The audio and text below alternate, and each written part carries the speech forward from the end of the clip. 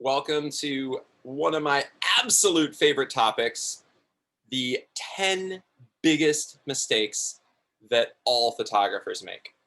And I am so excited, you guys, to have you guys all on today.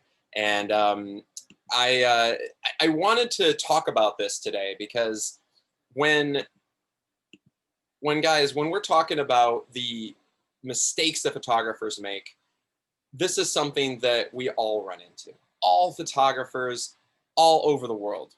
And we all make mistakes. And, and the key is essentially like, what are these mistakes? Because a lot of us don't even know what we don't know. But also like, how can we overcome these mistakes? What can we do to overcome any challenges and obstacles that come our way? And that's something that we're going to be talking about intensely today, going over all of this. And as you guys join, I'm going to be offering some, I'd like you guys to ask some questions in the Q&A if you have any burning questions about, any issues that you might have and what, our panel today can overcome them. I think it's important to now make sure to ask not in the chat, but make sure to ask in the ask it in the Q&A, and we'll get to each and every one of your questions, whether we'll go live or we can talk about it after the webinar. But we want to get on and talk and answer as much of the stuff as we possibly can today. So we're going to have a massive audience because this is something that's for all photographers. This is something that they tend to be pretty interested in and passionate about. So I'm seeing a lot of you amazing people on here right now, and including our incredible panelists. So guys, my name is Kevin Michael Schmitz, and I'm a celebrity fashion advertising photographer. I've had an opportunity to have an incredible career, but it all started with me kind of starting from the very, very beginning with just learning about photography. And what's interesting with my background is, I never really talk about this with many people, but my upbringing in photography was I actually never even picked up a camera until I was about 16 years old, and I took a course at the local university on photography. And I kind of had this crash course into something that was, a very challenging world of photography, but I kind of learned it the hard way. I jumped in, I ended up falling in love with photography so much through these courses that I ended up getting my bachelor's degree and my MFA to be a professor of photography. And I've had the opportunity to essentially not only do that, the amazing educational round of photography, but I also was able to pursue shooting as an advertising photographer and an editorial photographer and a fine art photographer, a portrait photographer. I've also shot product. I've done landscape. I've sold fine art to galleries and private collectors. I've literally done everything under the sun in photography. A lot of you guys out there might specialize in certain things, and you might have a type of photography that, you're in love with, and a type of photography that, you're pursuing as either a profession or a hobby. But coming from me, I can tell you, honestly, I've had so much experience with all different facets, and I've done every mistake under the sun in photography. Now, what are these mistakes? We're going to go into 10 of some of the biggest mistakes that all photographers make.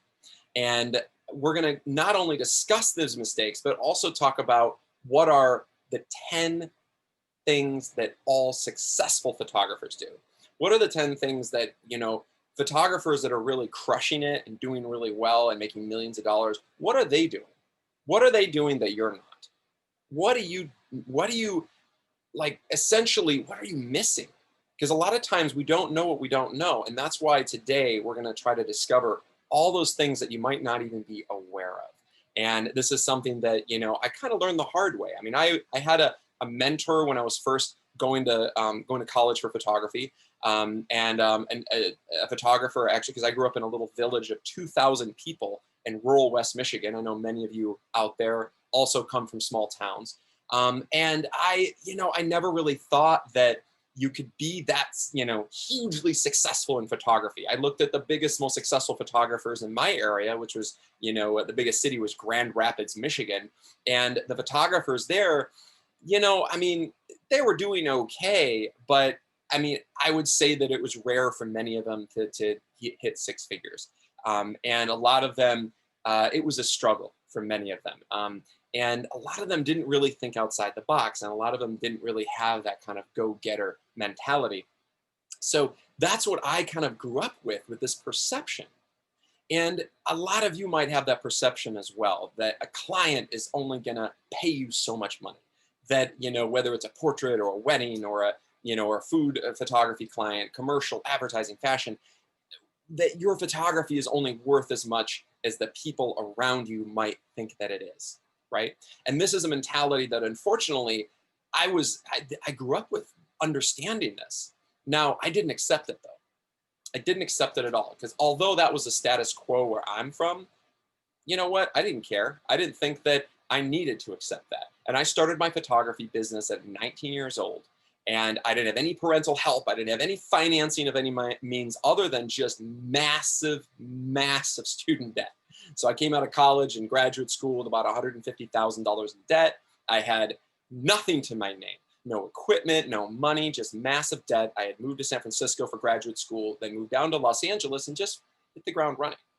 And the things that I wish that I knew now that could have saved me so much time, so many challenges, so much money. I so wish that I had that kind of wisdom that I do now back when I was 19 years old, starting off as a photographer. And then once I actually went to school, then went to grad school, then moved down to Los Angeles and went full on with my business. And I was about, 24 years old when I went full time as a photographer.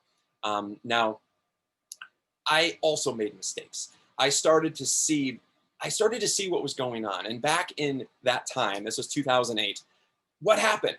It was a massive recession. Just like right now, the pandemic, it's shifted the world, right? And this is when I came out. But I got to see all of the photographers that were just collapsing their businesses. I mean, everyone was falling apart. The sky was falling, and it was absolutely devastating to the photographic industry. So I got to see firsthand the photographers that were making the mistakes the most. They really hurt. They were the ones that suffered more than anyone else. The photographers, though, that were nimble, that thought ahead, that minimized costs, that maximized profits, and that were persistent, such as myself, I was able to succeed. And despite that, within a few years, I was actually able to take, being a punk kid in my mid-20s to being able to land advertising campaigns with clients like Smirnoff, Miller Lite, Coors Light, Zara, Levi's. I was able to shoot massive advertising campaigns, six-figure advertising campaigns. I was able to shoot for massive amounts of editorials, getting covers of magazines. Now I've been published in about 180 magazine editorials and tons of covers. And I've been able to essentially grow this business and then also add into it the commercial side, the video side, the video production that really kind of took me to a whole nother level. Because in this day and age, it's not just about your photography, it's also about your video as well. So to give you a little bit of an understanding of those of you guys who don't know me, this is essentially some of my fashion work that I've been able to develop and create a strong brand. And I want to talk with you guys about some of the problems and mistakes that photographers make when developing a brand, okay? So I think that one of the things that most photographers do, you guys, you're a jack of all trades, master of none. Okay, so I see photographers every day that have photography that is like, oh my gosh, I've got wedding photography and boudoir photography and fine art and fashion, and I'm shooting lifestyle, and I've got documentary, and I've got, all kinds of product photography, food, all this stuff. And I'm thinking to myself, why? Why are you trying to be everything to everybody and to showcase that? Because you know what, guys? That is not going to be successful. That is going to handicap yourself as a photographer. Because if you think that if you're just going to be the everything to everybody, nobody's going to respect you for who you are in your specialty. So the number one of these top mistakes that photographers make is being a jack of all trades and a master of none.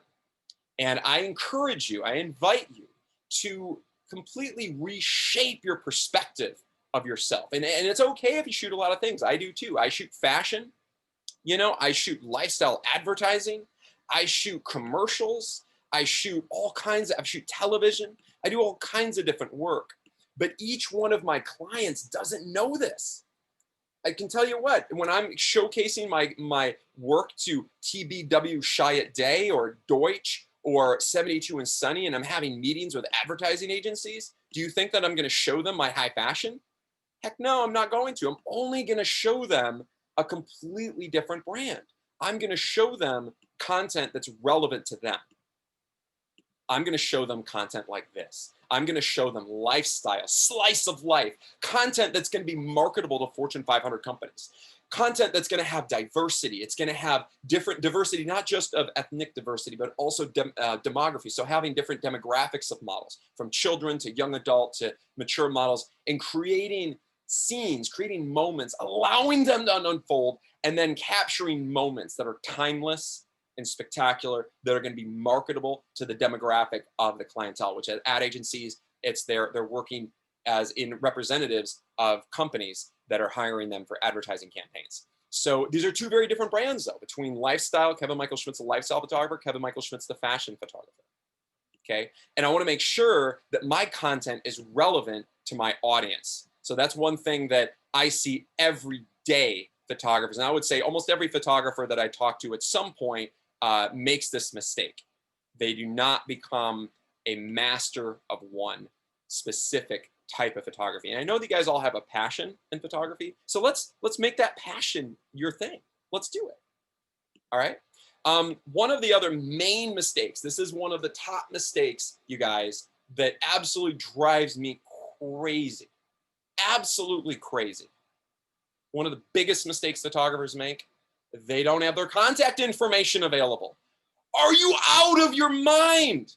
If you ever tell me that you are not getting enough business, you are not booking enough clients, you're not making enough in photography, and then I go to your website and I see a web form, I'm going to be all over you, because I am going to tell you that you need to stop everything right now, and you need to change that off of your website, delete any semblance of a web form for somebody to contact you. And you need to put your phone number and your email address, okay? And I would have your phone number, maybe a backup phone number, an email address, maybe a mailing address. I want every possible way. I want your LinkedIn, your Facebook, your Instagram. I want every possible way for somebody to find you and to contact you.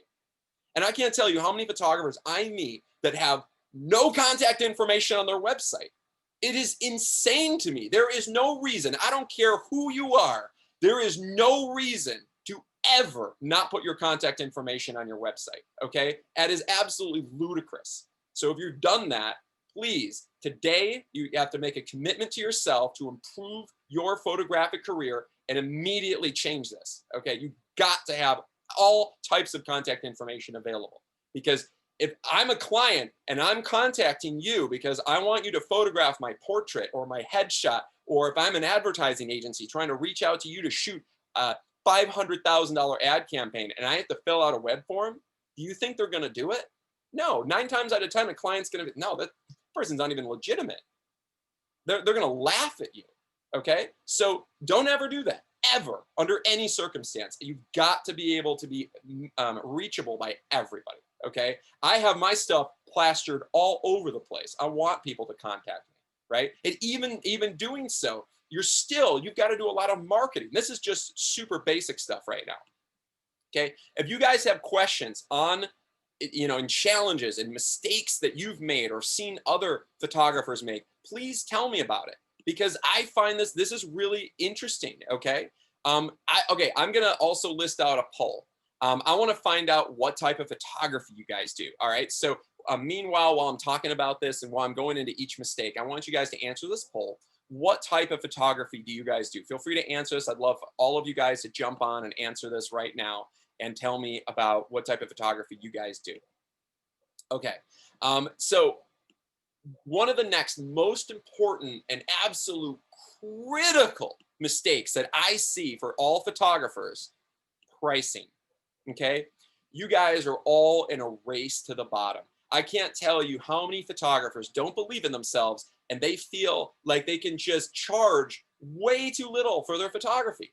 I see wedding photographers that are literally giving away their services, charging $2,000 to shoot a wedding.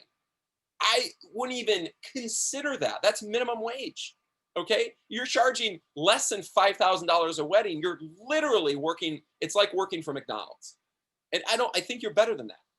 Because listen, with all the time commitment that goes in to planning, preparing, maybe shooting the engagement pictures for that couple, doing all of the planning, getting there on at the wedding, at the event, photographing all day long, then going in and doing all of the retouching, putting the images together, preparing wedding albums, all the interaction with the customers. And when it's all said and done, you're making nothing. So you've got to change this, guys. You've got to change your pricing structure. Now, I'm going to show you guys all kinds of techniques about this. We've got an epic series of webinars, workshops, even a marketing for photographers workshop. If you guys have interest in learning how to amplify not only your brand, your marketing, but also how to be able to demand higher prices, I'm going to show you how to do all of this. Okay. And if you guys have any interest in kind of taking your photography to the next level, then I encourage you to get involved and to get involved with us, because we are here for your success. And it's extremely important to me that you guys, each and every one of you, succeed. But pricing is one of the biggest mistakes that all photographers make. And you know, this is something, guys, and by the way, our Marketing for Photographers workshop, we have it coming up on February 27th. And for all of the attendees on right now, if you guys enroll in this, for those of you guys attend the webinar, it's $12.95. You're going to get a $300 discount straight off the top for attending the webinar. So it's only $9.95. And that enrollment in the 6-hour ultra intensive Marketing for Photographers 2021 workshop, that amazing experience can be completely credited 100% to any of our photographic workshops in 21 and 22. So you can include that as a full, basically $1,000 free towards any of our 4-day intensive experiences. So it's absolutely a no-brainer. So if you guys are interested in doing that, you know, please, first of all, you can jump on, and in the chat, I'm going to be posting some links. I want you to set up a consult with one of our photographic consultants. And we are going to go into essentially the 10 things that each photographer, that successful photographers do. And I want you guys to actually connect with our consultants, and you're going to be meeting them today. And if you guys click that, you can set up an appointment with them, and we can go into depth about that. If you guys are interested in attending the amazing Marketing for Photographers workshop, something like that, let them know, let us know immediately. That is going to be absolutely incredible for you guys. But pricing is something that absolutely drives me crazy, because for most photographers, you're essentially on a race to the bottom. You're giving your portrait packages away for next to nothing. You're doing headshots. I see headshots for like $100. Are you kidding me? I see people do portrait sessions and they're only making a few $100s off of it. I mean, and then I talk to other photographers in rural areas too that are making $5,000 to $7,000 off of a portrait shoot. I talk to wedding photographers that are charging $1,500 and $2,000, and then I have other wedding photographers that are making $10,000 to $20,000 in a wedding. In fact, the last webinar we just did, one of our attendees, Nick Seth Smith, utilized the images he shot at the workshop, at the masterclass, to book himself a $10,000 wedding right after that. So guys, I want to make sure that pricing, never price yourself too low. And what I do, now it depends, pricing's a very scalable model, but for wedding photography, I believe that all wedding photographers should be pricing themselves between $10,000 to $15,000. Okay, now if we're going to do that, we have to add a lot of value to our clients to justify it. And that's where it comes in, where we need to develop an amazing portfolio, world-class models, which brings me to the next point. one of the next biggest mistakes that all photographers make is that there is branding. And what photographers do is they're using their customers in their marketing material. Don't do that, guys. That's crazy. Don't use your customers in your marketing material. Unless your customer is Giselle, unless your customer is Miranda Kerr, unless your customer is a supermodel, don't use those pictures in your marketing. It's just, it's absolutely crazy to me, because when you're showcasing regular people, oftentimes the customers, they're gauging you, the client, whether it's consumer client or commercial client, they're gauging you solely, not just on your photography, they're gauging you on who's in the photography, meaning who the talent is, who the models are, who the people are in your photography. So when you showcase, a 400-pound woman on there in a, in a wedding dress, and you show that on your wedding page, you're turning off a lot of customers. If you showcase the lesser attractive, average, normal people, you're turning off any of the high tier customers. And then I hear photographers all the time say, oh, well, my customers want to see normal people. No, they don't. I've never talked to somebody that said that. In fact, in my entire career, if you're a wedding photographer, what do wedding clients look for? Okay. What do wedding clients look for? Wedding clients are looking at bridal magazines. Wedding clients are looking at the biggest bridal magazines, and they're seeing, oh, okay, who's, every single bride that I've ever known has read a bridal magazine. Do you think that if you look at any bridal magazine, are these normal people? No. So you're competing against every magazine they pick up, and they see what the dream wedding shoot. They pick up and they see the most amazing stuff. If you're looking at an advertising campaign for Dolce & Gabbana, are they going to have just an average consumer wearing Dolce & Gabbana? God, no. They're going to be showcasing world-class top models. They're going to be showcasing incredible talent. So guys, you've got to have world-class models in your book. And I don't care if you're a portrait photographer, wedding photographer, consumer photographer, commercial photographer, fashion photographer, you've got to have top models. Okay, it is absolutely critical. Do you need to stage a wedding? Hell yeah, you got to stage a wedding. We actually have a high-end wedding fashion photography workshop where you can actually do just that. But if you're shooting for, you want to go for Dolce & Gabbana? Well, we had a photographer, Charles Warren, who's attended 2 of our workshops and a one-on-one, and now he's shooting for Dolce & Gabbana Brazil. He's shooting for Harper's Bazaar, Cosmopolitan, Vogue, La Facielle, Lee Jeans. He's shooting for all these major clients because he's showcasing top models to these clients. But if he showed you clients, if he showed you customers, he would never be considered to shoot an opportunity like that. So I want you guys to realize that this is absolutely one of the biggest mistakes photographers make, is showcasing your customers to clients. Don't do that. You need to produce world-class production. Absolutely critical. Absolutely critical. Okay, guys. So I want you guys to make sure that if you guys are interested in learning opportunities one-on-one with my team of elite photographic consultants, and we're going to be giving free sessions to anyone involved in this webinar right now, you can click on this link and you can set up a success session.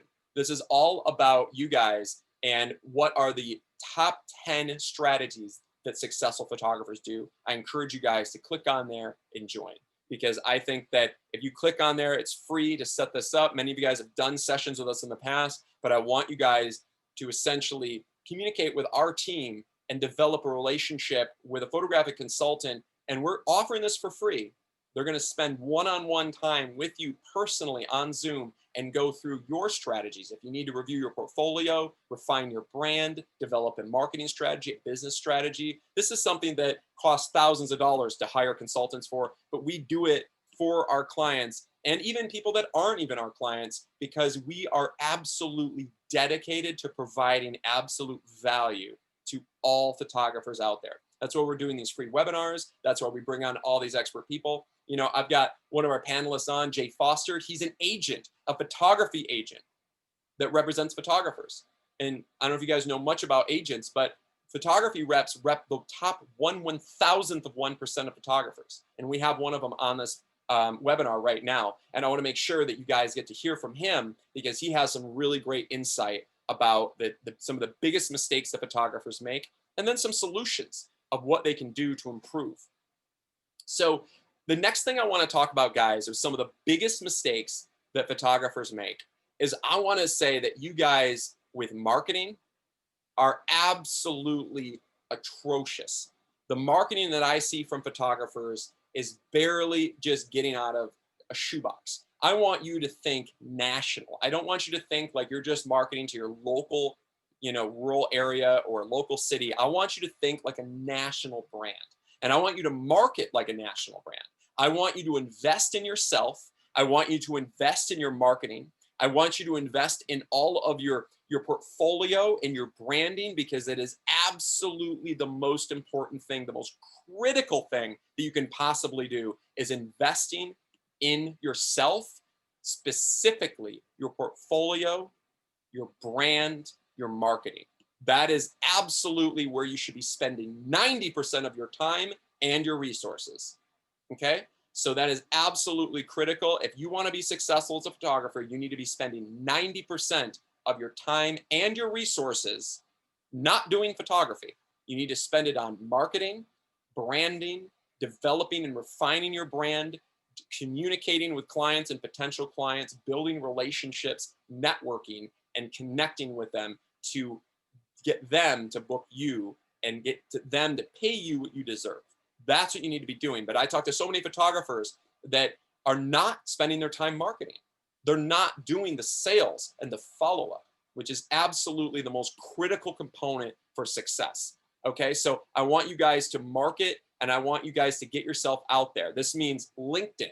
Refine your LinkedIn brand. Get a really solid LinkedIn page going. I want you to develop your Facebook. I want you to develop your Instagram. I want you to develop your presence on all social platforms and email broadcasts. But then I have a lot of photographers that sit on their laurels and they're like, oh yeah, Kevin, I'm sending out email broadcasts like once a week or whatever. And I'm like, okay, great. What else are you doing? I'm like, well, that's just what I'm doing. And I'm like, well, you're never going to send out an email broadcast and then have like Dolce & Gabbana call you up and say, hey, I'm going to hire you to shoot a national campaign. Okay, it's not going to happen. The email broadcasts are just a way to just dangle yourself in front of them and just to keep slightly top of mind. But it takes the persistence and it takes you following up with them, which is the most critical component. Okay, which is, I want to get to my next point, you guys. And by the way, I want you guys to answer this next poll because I find it, I want to know. I want to know what your budget is for marketing, developing your portfolio, enrolling in workshops, and education. I want you guys to go ahead and I want you guys to answer this now, every single one of you, because this is a critical component of being a successful photographer. And this is one of the biggest mistakes photographers make, is not investing in themselves at all. And I'm seeing the numbers come in, and I already see some people that don't invest in themselves. Well, there you go. That's literally the biggest mistake that all photographers make. They don't invest in themselves. And guys, remember, photography is a business. Photography is a business, and you need to treat it like a business, because it is absolutely critical if you want to be successful and you want to shoot and you want to be a photographer. And a lot of photographers I just want to take pictures, and I want to sit around and have people call me and ask me to take pictures. It's not the way it works. It's just not the way it works, and it never will. The way that it works is you need to hustle. You need to market. You need to be persistent. You need to constantly reach out to clients incessantly, and you need to follow up with them, and you need to build relationships with them, and then you need to follow up with them some more. And then you need to follow up with them some more. Then you need to call them. Then you need to send them an email. Then you need to send them more images. Then you need to call them again. Then you should message them on Instagram. You should follow them on Instagram, Facebook, LinkedIn, and you should constantly communicate with them all the time. I want you touching your clients at least once a week, every single week. It is absolutely critical. Even if they're a past client, you need to be constantly touching them. Okay. And if you're not doing that, and you're just sitting around doing nothing, relying on referrals or sending emails out or whatever, then you're massively missing the boat. You're missing your potential opportunities for success. And I am here dedicated to you to make sure that each and every one of you is maximizing your photographic potential. That is absolutely critical to me. to develop and maximize your photographic potential. So that's what I'm looking for you guys, each and every one of you. It's so important to me that is why I'm doing this right now, doing free webinars, offering free photographic consults, giving you guys all kinds of value, because for me, I am absolutely personally dedicated to each and every one of your successes. And I want to make sure that you guys become the most successful version of yourselves. And if you're not, and you're just kind of, doing photography and kind of letting all the big clients pass by you, you're not doing yourself justice. And what I see over and over again is photographers not investing in themselves and not giving themselves the investment. They're spending it on everything else. They're wasting it on things that they don't need. They're wasting it on other things, but they're not investing in themselves. And I can't tell you how important it is to truly invest in yourself as a photographer, because it will drastically increase your value. It'll increase how much you can charge. It'll allow you to be able to make more money. It'll allow you to have better customers. It'll allow you to essentially reach your top 20%. There's this 80-20 rule, and I've talked about it before, but 80% of your revenue is coming from 20% of your clients. 80% of your problems are coming from another 20% of your clients. So, and usually they never overlap. So I want you to focus solely on that top 20%. And I want you to essentially allow those to be your key targets and then replicate that audience of that top 20%. And I want you to cast a big net, because you should look nationally, but refine it to that target audience. Okay, so I want to go over a couple more of these mistakes. And before I get to some of the Q&A and to bring some of these, some of our amazing panelists on, and this is one that I want to touch base on. Anthony Feliciano says, thinking that your camera equipment will make you better. Biggest mistake that photographers make. Okay, I absolutely love this, Anthony. This is genius. So Anthony Feliciano, I applaud you, because you are absolutely right. You are absolutely 110% right, Anthony. Photographers think that their equipment is a good investment. Okay? That is absolutely foolish, and you need to stop that if you actually want to be successful. Your equipment does not make you a good photographer. I could go out there and I could walk up next to somebody that's shooting with a $60,000 Hasselblad with a digital back, and I can sit next to a photographer that's shooting with that, and I can shoot with my iPhone, and I can outshoot them all day long. Okay? Because for me, I understand that it's not about the equipment. It's about the art direction. It's about the directing. It's about the production. Okay? But when it comes down to it, it really comes down to your portfolio that allows you to shoot at that level. But most photographers think that their equipment is important, which brings me to one of my absolute biggest mistakes is wasting money, spending money on the wrong things, you guys. This is something that is one of the most frustrating things that I see every day. And I talk to photographers and I'm like, hey, I talked to a photographer that is desperately in need of developing a portfolio because their goal is to shoot for Vogue magazine, right? And they are out there shooting just, everyday people, shooting model tests, maybe getting models from Model Mayhem, maybe, just doing mediocrity.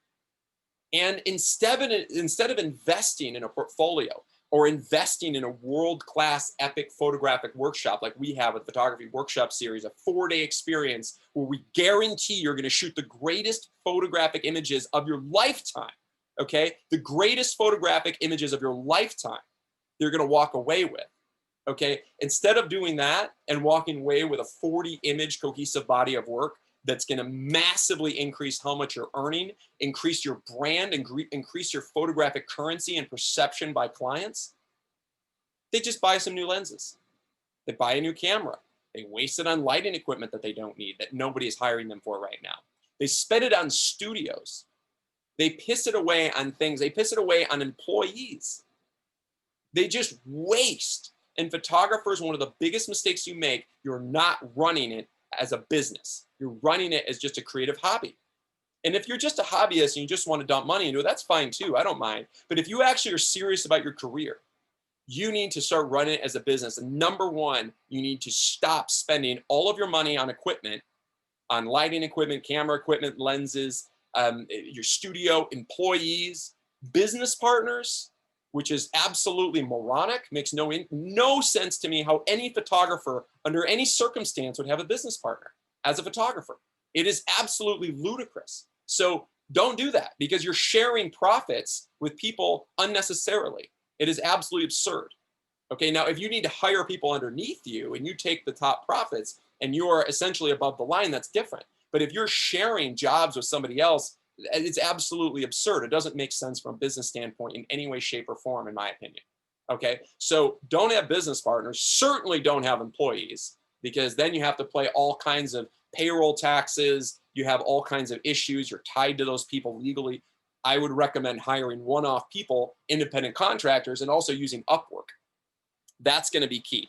So Upwork or guru.com to hire people one-off, or hire production assistants on set. But definitely don't have employees. And most importantly, whatever you do, don't waste money on equipment. Okay? So I think that if you guys start to reallocate and rethink about your photography, I think that it's going to completely transform your life. So I want to make sure that when you guys are going into 2021 and developing your career to the highest level, that you guys are going to be successful, you making profits, you guys are taking it to the next level without wasting. I want to make sure that every dollar that you spend is an investment in yourself and not just a waste. And that's why I recommend spend 90% of your budget on marketing, on your portfolio, photographic workshops, developing your career, your assets, your portfolio, like your printed portfolio, your promo pieces, your mailers, all aspects that are absolutely critical to your survival and being able to thrive as a photographer, rather than a camera that will never make you money under any circumstance. Adam Friedman's going to jump on here. He's one of our successful, incredible photographers who's taken numerous workshops with us. And he's also shoots, before COVID, he was shooting like 30 advertising jobs a month. And Adam Friedman will tell you that his camera never made him money. Photographers, clients are never going to ask what camera you shoot with. They don't care. Clients only care what you've shot, who you are. And that only comes from your epic portfolio, your epic body of work. That's the only thing that matters. So this is absolutely critical for you guys to start allocating your resources properly. So if you guys haven't answered the poll, I'd strongly encourage it. I want to know what you guys are spending on yourself, because this is absolutely critical. Absolutely critical. And it kind of scares me, because many of you guys are not investing enough, because I'm looking at the numbers that come in, and when you guys are only spending a couple $1,000s a year on yourself, that's ludicrous. If you actually expect to be successful, you need to invest in yourself. It's absolutely critical. Okay. The next thing I want to get to, guys, is the thing that bothers me more than anything else as a mistake that all photographers make is laziness. Photographers are some of the laziest people out there. And I can't tell you how lazy photographers are. And many of you say, no, wait a minute, I'm not lazy. I'm on my feet. I'm doing shoots and stuff like that. And it's like, okay, great. But how many days a week are you calling customers? How many hours per day are you contacting them? How many meetings have you set up with clients? How often are you following up with them? How many email broadcasts are you sending out? How many print promos? Is your portfolio been updated? All of these questions, what I see is, I hear all kinds of responses of, oh, I just didn't get to it yet. Oh, no, phone calls. I don't really want to do that. And photographers are lazy. But it's absolutely critical. No matter what photography you're in, you've got to call your clients. Period. That's it. And photographers are lazy and they're scared to do it. But you absolutely have to reach out every week and contact people. I recommend, and we have a whole business strategy plan actually located on our website at photographyworkshopseries.com under the articles section. And we talk about this. We actually have this, and I recommend you guys actually lift it directly from our website. But we have a whole section on developing a business strategy plan, and it includes some pretty intense things to make you not lazy. For instance, you need to be selecting your images from your portfolio, updating your website regularly, You need to be attending workshops and developing your portfolio to the next level. I want you to design and print 1,000 promos for each category, mail them out. I want you to be setting up at least, I want you setting up marketing meetings. I want you to be setting up, pre-COVID, when I was out there hustling to shoot advertising campaigns, I would be meeting constantly with ad agencies. I am constantly going in every week, every couple weeks. I'm going in and having meetings with ad agencies in person here in Los Angeles, or flying to New York, or flying to Miami or Chicago and meeting with clients. You need to be doing the same thing. And if you can't meet because of COVID, you should be doing Zoom calls constantly with them. Okay, absolutely critical. In fact, Charles Randolph Warren, the photographer that I was just mentioning under our graduates page, who attended a couple of workshops and now shooting for Dolce & Gabbana, he's bidding on a fashion campaign for a client and just had a meeting with them like 2 days ago via Zoom, because he's reaching out. And, and opportunities are abound. So I want to make sure that you guys are developing a strategy and being persistent and not lazy, because photographers are inherently lazy. And drives me crazy, because I give all kinds of guidance and advice. And when I see photographers lack initiative and lack the follow through, it drives me crazy. In fact, I brought on an amazing marketing director last 2 weeks ago when we brought on the other Marketing for Photographers webinar, Michael Sterling. He's an expert in marketing photographers. And I have talked to many of these photographers that hired companies, multiple companies, Photography for Profits, for Michael Sterling, a bunch of these companies. And it's so funny, because when they stop working with them, I wonder, well, what's going on? And what I always hear is, it just didn't pan, I didn't get I didn't book the jobs I wanted or something. And I'm like, oh, okay, great. And sometimes I even hear people that get frustrated. I'm like, okay, really? So did you follow up with all those people? So all the leads that they generated, which is hiring somebody to generate leads for you, did you email, call, follow them on Instagram and social media, and then call them again, and then call them again, and call them again? No, I never called them. Oh, I never emailed them. I rest my case. Like, you can never be successful if you're lazy. You have to be persistent and follow up, guys. It is absolutely imperative if you want to be successful. And if you want to be successful, I recommend you guys jump on and click on this link here and join our team and become an elite photographer, because we're here to refine your brand and develop your photographic potential. That's absolutely key for me and for everyone on my team. Okay, another one I want to quick get to is, a lot of photographers, one of the biggest mistakes photographers make is billing for costs. Your camera costs you money. 5D Mark IV costs you maybe a few grand. Your lenses, probably another 10 grand. That's $13,000 right there in costs. So why aren't you billing your client for that? Your lighting equipment. I personally have about $100,000 of lighting equipment from Pro Photo. And I know a lot of photographers that go and shoot a commercial job and they don't even bill for that. Are you out of your mind? This is a business cost. All business costs need to be relayed on to the customer. So, if it's a portrait client, I get it. They're not down with that. So you have to develop a portrait package. It's a little bit different.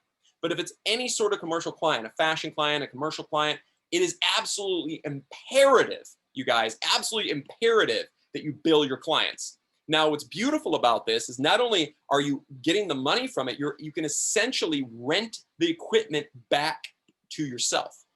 So this is what I do. I have multiple production companies. I have a production company that owns all my gear. So what I do is when I get booked on a big campaign, I rent my equipment back to myself. So that way I'm making all of that money as profit because I own all the gear. But I rent my 5D Mark IV. I rent my lenses to myself. I rent my lighting equipment. If you have a studio, rent your studio to yourself. You rent your my computer, my monitor that I bring on set. You've got a bill for your catering, the food. You've got a bill for wardrobe, all the wardrobe purchases, production materials, everything you could imagine. You've got a bill for it. And you've got to itemize that in your budget because clients are expecting that. Any commercial client is expecting that. And if you don't provide that, they get confused. Or they're like, this sucker doesn't know what they're doing. And they're just going to take advantage of you. And I don't want them taking advantage of you. You guys don't let clients take advantage of you. It's unfortunate, but most photographers do. So I want you guys to make sure that you guys are maximizing how much of you're earning and get the value of what you're valued at. That's really, really important to me, that you, each and every one of you, is seen as the valuable, spectacular, incredible image maker that you are, and you deserve to get paid for it. Absolutely deserve. Okay. Now, I also want to, talk about these mistakes can be cured. Okay. We're talking about all these mistakes, but we're here to help guide you. And we have some epic experiences. We have some mind-bending photographic workshops, and many of you guys have attended them. I mean, I have probably half of you attendees right now have attended workshops in the past and had incredible experiences and skyrocketed their whole photographic journey because of these experiences. Some of you guys have landed huge opportunities, landed advertising campaigns, magazine editorials. Adam Friedman, the gentleman that's on as one of our panelists, we'll get to him. He won the #1 Fashion Photographer of the Year award in the One Island Awards, at the 2019 One Island Awards, from what he shot at the workshop. Okay? If there's not a better symbol of success than that, I don't know what else is. Okay, so to me, this is like one of the coolest accomplishments a photographer has been able to do. To go to a workshop, and from the pictures at a workshop, be able to create images that land him that level of credibility. That level of credibility is absolutely astounding. And what it has done for him is it puts him on a whole nother platform of quality. So and we'll get to Adam, he's going to jump on, but Adam Friedman here, and won over, big time top photographers, Caesar Lima, Stan Music. He won #1 best of the best photographers of 2019. That is massive. Okay. And that's all from attending a workshop. This was at the Elite Masterclass in Los Angeles at Weese's Pieces, shooting with supermodels at a water studio. Absolutely stunning. And I'm so proud of him, and I'm so excited, but it shows the value of what a photographer can get out of attending one of these experiences. And by the way, guys, I encourage you, I'd love for you guys to answer this poll right now. If you guys, how likely are you to enroll in one of these experiences and take your photographic career to the next level? Be able to overcome all of your mistakes and be able to achieve greatness and success. I want you guys to answer this. I want to know how likely. 1 through 10, 10 being absolutely I'm ready to enroll, 1 being not interested, 5 in between. That's okay. But I want you guys to tell me, because it's important for me to know how excited you guys are about your career and if you're really serious about taking it to the next level. That's important to me. Absolutely important to me. And photographers like Adam Friedman, he has an incredible experience at the workshop series, and I'm going to have him share it with you about all aspects of that. So absolutely imperative to invest, just like Adam does, on his marketing, as well as investing in his portfolio and business side, as well as with the workshops. Absolutely critical. Okay. Now, the next thing that I want to get to is your network. Your network. This is something that's a little harder during COVID, because we can't go out and hobnob at Soho House in West Hollywood right now because of COVID. That's okay. We can do it on social platforms. I want you guys to be socially integrating with art producers and creative directors at ad agencies. There are art producer and creative director groups on LinkedIn. In fact, this webinar, I invited a bunch of people from that group. There's all kinds of amazing groups on LinkedIn, on Facebook, on Meetup, and I would recommend, especially LinkedIn, developing relationships with decision makers on there. And every decision maker in the advertising space, the fashion space, the lifestyle space, it's all on LinkedIn. When you deal with actual consumer clients, there's a whole nother way of going about it. But being out there now, of course, it's best when there's no COVID and you can be out there and you can socially meet people, whether you go to an elite gym or a country club, or you have ways. There are community ways to communicate and to build relationships with other business owners. Every city has business organizations where everybody kind of refers each other to each other. I recommend doing things like that. Chamber of Commerce.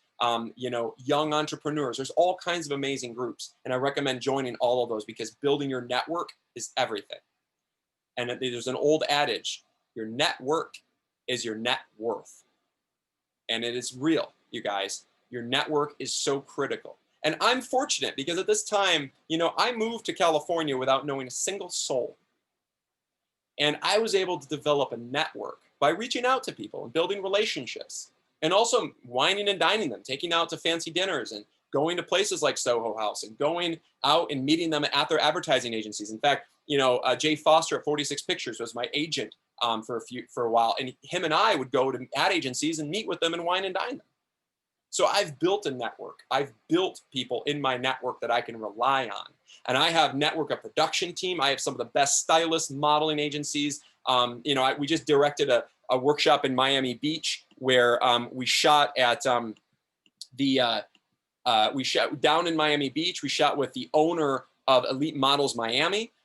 He is a friend of mine. He gave me access. He gave me his house down a mansion on the beach in Key Largo to photograph unbelievable content. And he's done it twice now. He's given it twice in a row. He's given us his mansion in Key Largo to photograph supermodels at his house because he's in my network. You know, I call him up and, you know, and it's like, it's not a question of like whether you can or not. It's like, oh, will the seaplane or helicopter be there? You know, or are we going to shoot with the dock? What's the situation? Because I have that as in my relationship and in my address book. And I also do things, guys. I build my network. Some of the most important, valuable entities that I have, relationships, because I'm also a TV director, executive producer of the TV show Great Escapes that airs on NBC and the CW.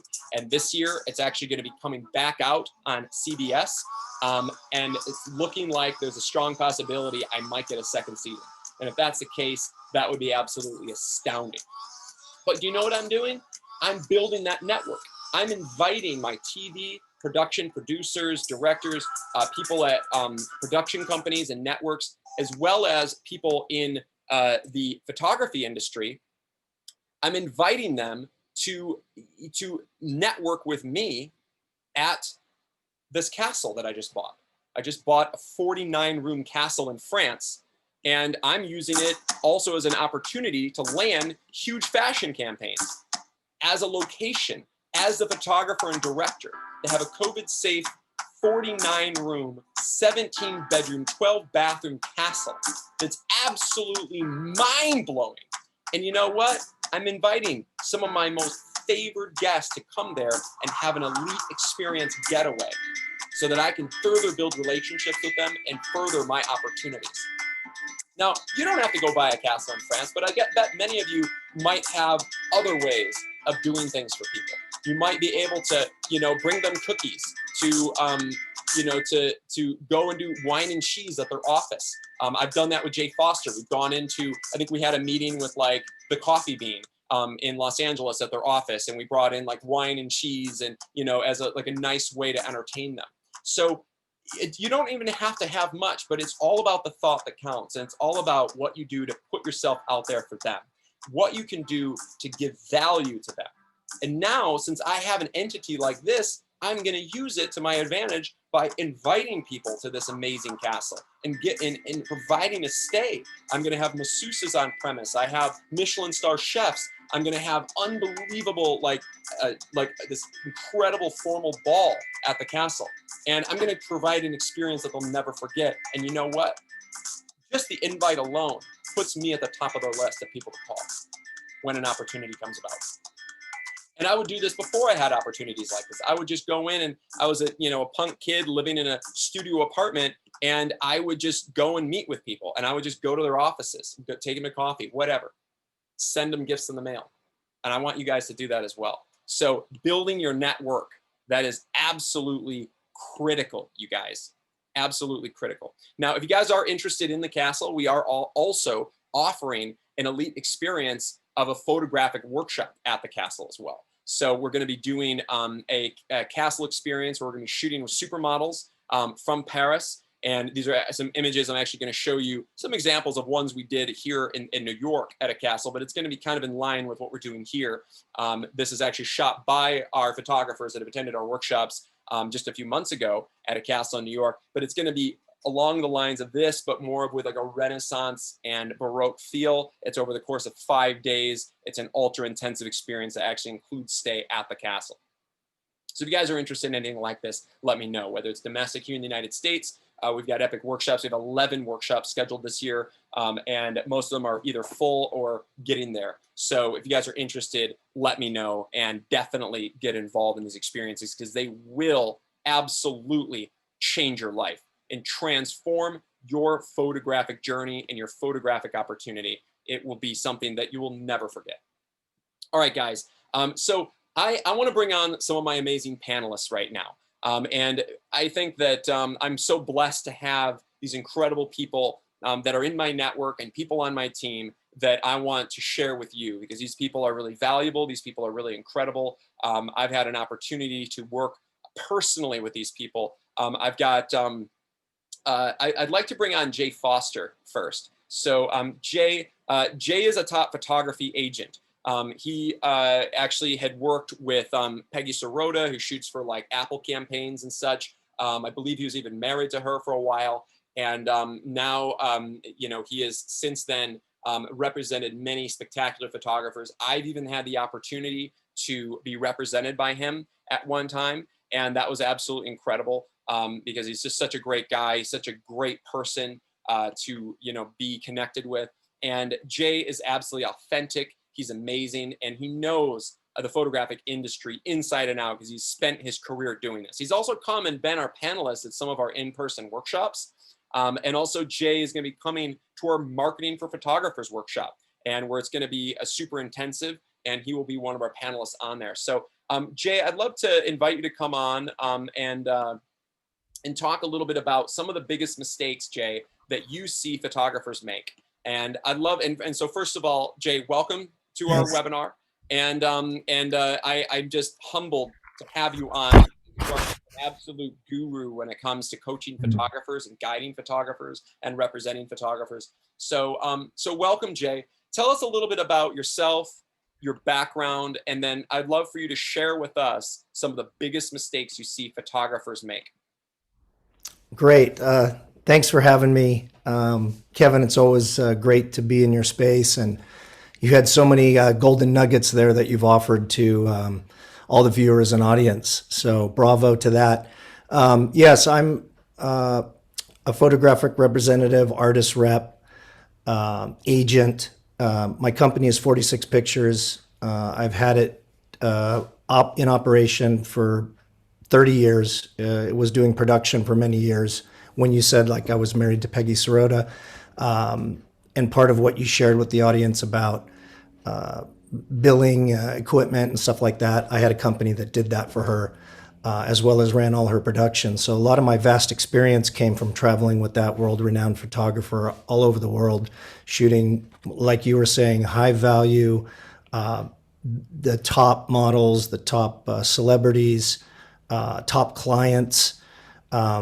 So I bring that experience to people like you and to your audience, and I'm happy to share it. You know, one thing you said that really landed for me is about not being lazy. That is a key thing everyone should grasp for, is to just be assertive. I mean, if you think about anyone that's successful in any kind of business and anything that they do out there, whether they're an athlete, a photographer, a business person, a politician, whatever it is, a nurse, a doctor, an attorney, they practice and practice and practice and practice. It can't be said enough that you just have to practice even when you don't feel like doing it.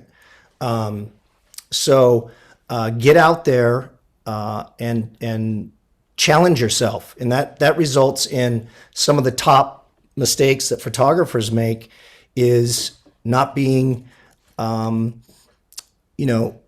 testing, not shooting. Whether you have a client or not, you should be practicing all the time, coming up with concepts. The other thing is, what does your portfolio look like? You talked about that. One of the biggest mistakes is showing everything under the sun in your portfolio, as opposed to who are you? What do you bring to the table? What do you offer that no one else is offering?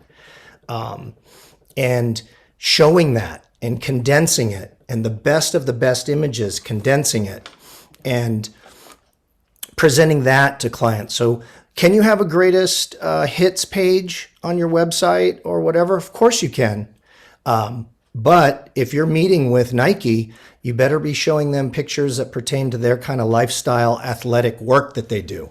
and not showing them other things that don't pertain, because it will be a turnoff. And remember, communication is also one of the biggest mistakes photographers make, and Kevin talked about it. He said, there's no follow-up, or there's no reaching out, or there's no consistency. All those things are critical, and a big mistake that photographers make is, yeah, I sent stuff out, nothing happened. Well, you better be on top of it and send more stuff out, and also follow up. And will you get everybody on the phone? Will you get everybody to reply to an email? Will you get everybody to reply to your social media page or your blog or your newsletter or anything like that? No, you may not. But as Kevin was saying, if you don't invest in yourself and you don't put yourself out there in front of as many people as you can consistently, you don't have a chance to compete or become someone like Kevin, or he's showing all these images of Peggy's, someone like her, who she had no formal education. Okay, she came from just, I want to be a photographer, and, had some, obviously has a vision, obviously has some major talent in taste and style and fun and joy and being natural and not giving a crap what people think about you. She has all those qualities. But how did she become a photographer? It was through persistent, consistent, going for it, never giving up, sticking to your guns, having a vision, believing in yourself, and those kinds of things. That's what got her to be where she is, or even where Kevin is, where he is today. So lastly, one of the things that Kevin said was about bettering yourself, continuing your growth, expanding, learning new things, staying up with technology and trends, all those things. And how are you going to do that from, not being active? Of course not. You've got to get out there. You've got to mingle. I know it's difficult right now. We're under extreme, shutdown with COVID, rightfully so. However, there's other ways still while we're in that to reach out. And Kevin gave you some tips on joining LinkedIn groups, other groups that you can join, photography groups like APA or any of those, Production Paradise, whatever it is, Agency Access, reading all in through Photo District News, getting involved with your local businesses like galleries and other places like that. So for me, the top mistakes photographers make are some of those things I talked about, and there's details in that. Now, what can you do about it? How can you change your circumstances? Well, like anything else, it's by being consistent and being out there and pushing yourself and continuing to push yourself. It may sound cliche, but if you listen to all the top successful business people in the world, and as Kevin said, you're running a business, not a photography hobby. They had high successes, but they didn't have those in the beginning. They built them, and then they had huge failures where they could have lost it all, but they found a way to create again and not to give up and to push themselves and to come up with something new, not doing the same thing over and over and over, and made it happen. So that's what you're up against. And, I'm here as a photo rep, as an agent. And one of the things I know many of you reach out to people like me about having an agent and getting represented. I can tell you that your competition is huge because hundreds of people reach out to me every day. And again, it's like a client. Our business is full of rejection. You're going to have to push through that. Not everybody's going to think your work's the greatest or return your phone call or anything like that. So you're going to have to just be strong and not give up and be consistent. The people that that reach out to me, if I see them reach out once, twice, I probably won't contact them or reply to them.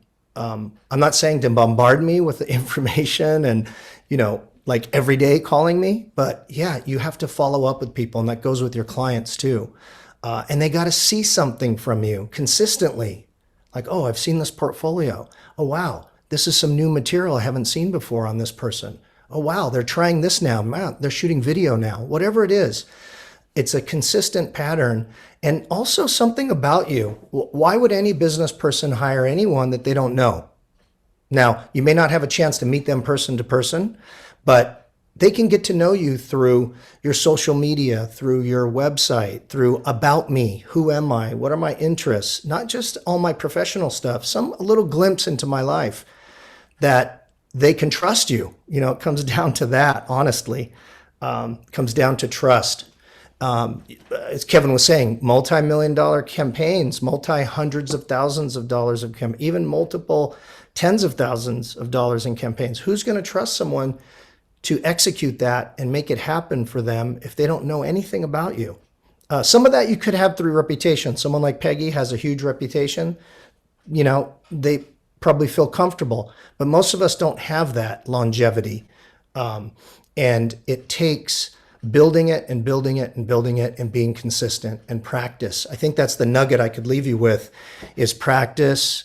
There's an old saying, practice makes perfect. We know there's no such thing as perfect, but if you're achieving being the best of your craft, then practice is what it's going to take. And it's going to take consistency, and it's going to take evolution of yourself and keep growing yourself.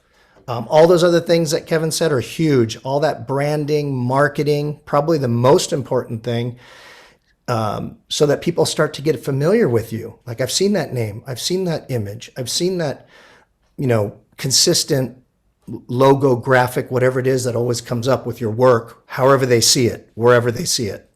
The other thing Kevin did talk about too was your portfolio and how you present to people. Critical to have your photos for particular clients. So you might have multiple books. You might have a portrait book, a fashion book, advertising book, a lifestyle book, a kid's book. You might have stuff like that. So that's important. And that goes through your social media and your website and everything. Changing things up, showing new things, being active. We all know how SEOs work.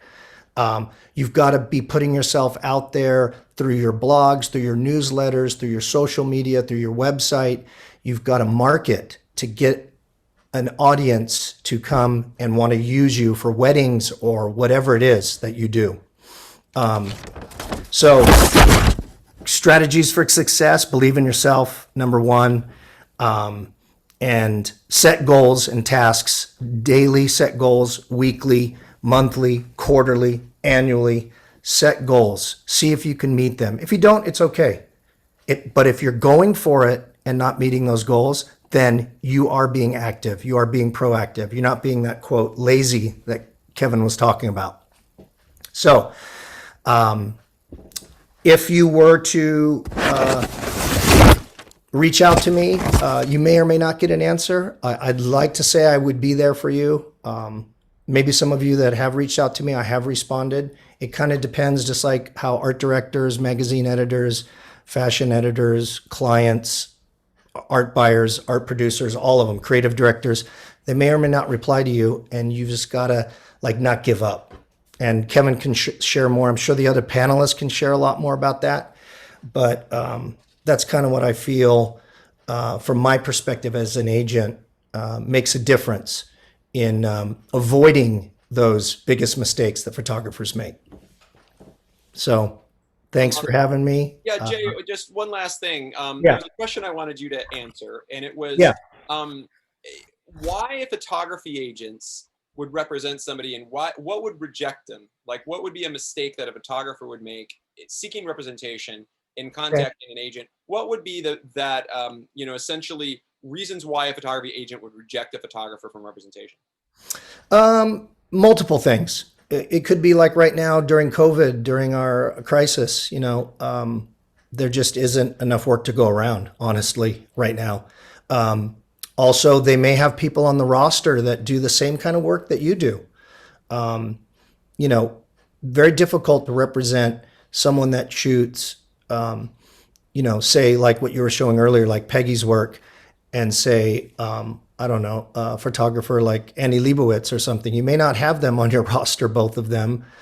You'd like to, certainly, but can you service your client the best way if you have people that shoot if you have two great fashion shooters and someone else comes along, it may be difficult to take them. That doesn't mean give up, because things change. Like you were saying, you and I had a relationship for a few years. Things change. People go different ways for different reasons. The other thing I would say is their work isn't ready. That high quality, high production value, that shows a seriousness. That shows like I can put that in front of clients that respect my opinion and my, like, why would I be bringing this person to them? If they see work that doesn't have that production value, that quality, that impact, world class images. So that's another reason. Probably sometimes they're just too busy and we miss the boat. We don't answer you. We might have missed a great opportunity. So you got to stay with it. But probably those reasons for me are the top ones. Excellent, excellent. Well, I really appreciate you jumping on here, Jay. You are a superstar. Oh, So thank you. blessed to be able to have you on, and I believe you're coming on the our marketing photographers I workshop. will be there. Yes, I I will. appreciate that. You're going to be a superstar. I love having you. You're one of my absolute favorite panelists I've ever had. And I encourage you guys, if you guys are interested in joining that, let us know. And remember that, you know, we just want you guys to take it to the next level. And that's why we are going to help you with the marketing side and essentially taking you to the highest echelon of your potential, with giving you all aspects of how to market yourself to the highest level and earn more money. So thanks, Jay. I appreciate Hey, it. you're You have a welcome. good one, Thank Jay. you. And I want to bring on our next panelist. I'd like to bring on the great Bill Viren. I know he is on. I haven't seen Bill in a couple years, but Bill is an amazing photographer. He's a world-class top event photographer, an aspiring commercial advertising photographer. Lives in Texas. And him and his wife, Fran, have attended many of our workshops, and has created just absolutely stunning work. So, Bill, I'd love for you to jump on, and you know, and share with us kind of some of the biggest mistakes that you've maybe experienced in photography and other mistakes that you've seen other photographers do, and maybe how the photographic workshops that you attended, you know, help you kind of take it to the next level. Hey, Kevin, how are you? Excellent. Good to see you. You too. Yeah, I don't know. Your workshops are always good. We always had a great time, always created some great images. As a result of that, we're able to basically put together one of our own fashion shoots, you know, figure out how to style it and all that. Yeah, we had a really good model, but I mean, Kevin's workshops he really pulls in top talent all the way around: models, makeup, wardrobe, location. And of course, Kevin's there to help you shoot it. So that doesn't hurt either. So in terms of mistakes, I don't know. You always learn as you go along. You always hit something that it's challenging, and you learn from it. So we really haven't had too much opportunity to move into the fashion world. The event stuff has kept us busy. I mean, this last year, pretty much we were shut right down. I mean, Fran and I decided that, you know, we had a couple opportunities. The last thing we did was in January for the Meteorological Society of America. We do their event every year. That was in Boston, and then it was over. So these images you're showing now, Kevin, that's a shoot that we did in Miami with Oksana. Excellent. And that was basically a result of Kevin's guidance to be able to put that together. We shot it at a friend's house at new place right there on the inlet. So it worked out really well. But it was a lot of planning. We probably spent a week or maybe more planning it out so that we got some decent results.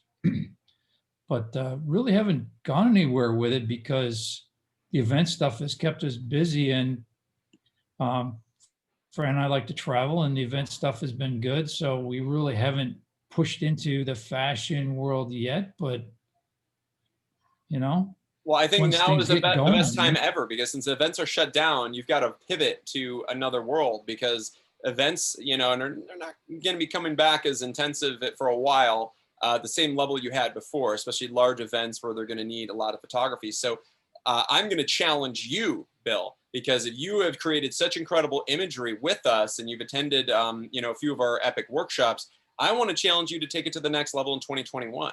And I think that the biggest mistake I've seen you make is not really reach out to the decision makers. And that's what I want to see you do. I want to see you reach out to the decision makers in the fashion space, in the advertising space, and be able to land some of those dream opportunities that I know you're able to do. So, but Bill, I'm so excited for you because you already have created some incredible work in your portfolio. I think if we update it and develop your brand and refine it a little bit more, I think we can really, make a mark this year. oh, I'm sure we can. I'm sure we can. Absolutely. Well, Bill, thanks for that, because I think that I hear a lot of photographers tell me the same thing. Oh, I was in events or I'm in weddings, and you know what? I get it. That's your bread and butter, and it's great, and you're great at it. You had some big contracts for, what was it, IBM or something, Bill? Yeah, we do most IBM stuff. Yeah, you shoot the IBM contracts, and then you have huge amounts. How many photographers are that work underneath you? Sometimes up to 20. We had 24 at the peak. So 20 photographers, 24 photographers underneath you. So you're running some massive events, and that's amazing. And I know it's you got those bread and butter clients, but I encourage you to look beyond that and to get into the mistake that's holding you back is essentially not going after the dream clients. You wouldn't have gone and shot that shoot down in Miami with Oksana or have come to our workshops if you never, had any interest in doing that in some capacity. Right, So I right. challenge you this year, Bill, to really take it to the next level. And I encourage you to also set up a consult strategy session with somebody on our team, because I really want you to develop your 2021 goals and 2022 goals, regardless of what happens with events, because right now they're shut down, and really focus on fashion photography, advertising photography, and opportunities that are there, that are out there for you. So, so thanks, Bill. I really appreciate that. And I think that you're going to be I think you can actually create some incredible content this year, and take it to the next level and use some of the images you've ever shot, add to it, and develop that body of work to start taking it to the next level. I'd like to ask Adam Friedman to join us. Adam he's attended numerous of our workshops. He's also been a panelist a few times. And Adam, you're broadcasting, I think, from Florida. You right? You're from Miami. Yep. Excellent, Adam. Adam, I'm so grateful to have you on, because you're such a great success story. You're a successful photographer that creates incredible work.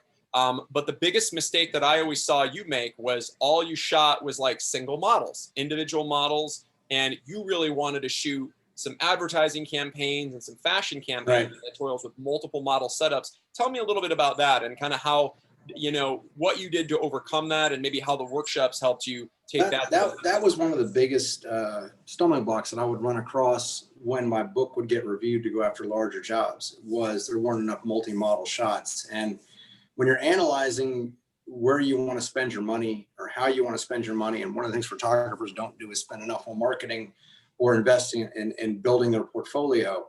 But you have to spend that money wisely.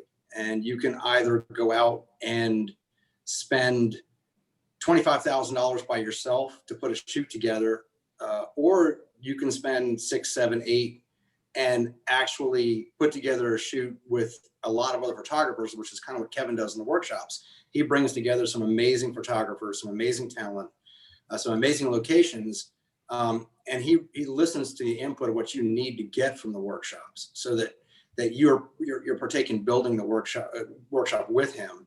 And you're going to draw out of the workshop what you need. As far as, for me, it was multi-model, because that was the one thing I just never had enough in my book. And the opportunity to do it for a smarter budget, and also to work with a bunch of fantastic people, because that's kind of a no-brainer. The shot that Kevin's got up there right now, I called Kevin and we started talking about the masterclass, and I said, hey, I've had this idea in my head for about 3 years. I want to shoot a model at a water studio out in Palmdale, California, with a parachute. to his credit, Kevin jumped in his car, drove an hour and a half to Palmdale, called me from there, said, I just booked the studio. We had another attendee who provided the parachutes, and he went out and found these fantastic models. So we were able to put together this whole concept, and it's a concept that I'd been working on, say, for 3 years, that was going to cost me, say, maybe $30,000 or $40,000 to pull it off the right way. And working with Kevin, I was able to put this together with him and do it for the cost of a workshop. And that's, like I said, no brainer. I mean, that's like bonus plan right there. You can't beat spending that little amount of money. I know I'm not saying that $5,000, $6,000, $7,000, $8,000 is a little amount of money, but when you compare it to spending 50 to 80 or more to produce something, that's just taking advantage of a great situation. And one of the things about that shot, and one of the things I loved about it most, is it was one of the few times I've actually been able to express my own personality in an image, meaning in coming up with the concept with Kevin and refining the concept, he allowed me to really get involved with the production, and it became almost a personal project. So when I share that project with people, I feel so confident in it because I know what we all went through to make that work. And trust me, messing with that parachute was not fun for anybody, but the shots worked out. Getting back to multi-model and getting back to weaknesses in our portfolio, that's another thing that photographers don't do. They don't go out and get their portfolios reviewed enough. It's not free. There's Boulevard and there's several other portfolio. I know Kevin does it through his workshop programs.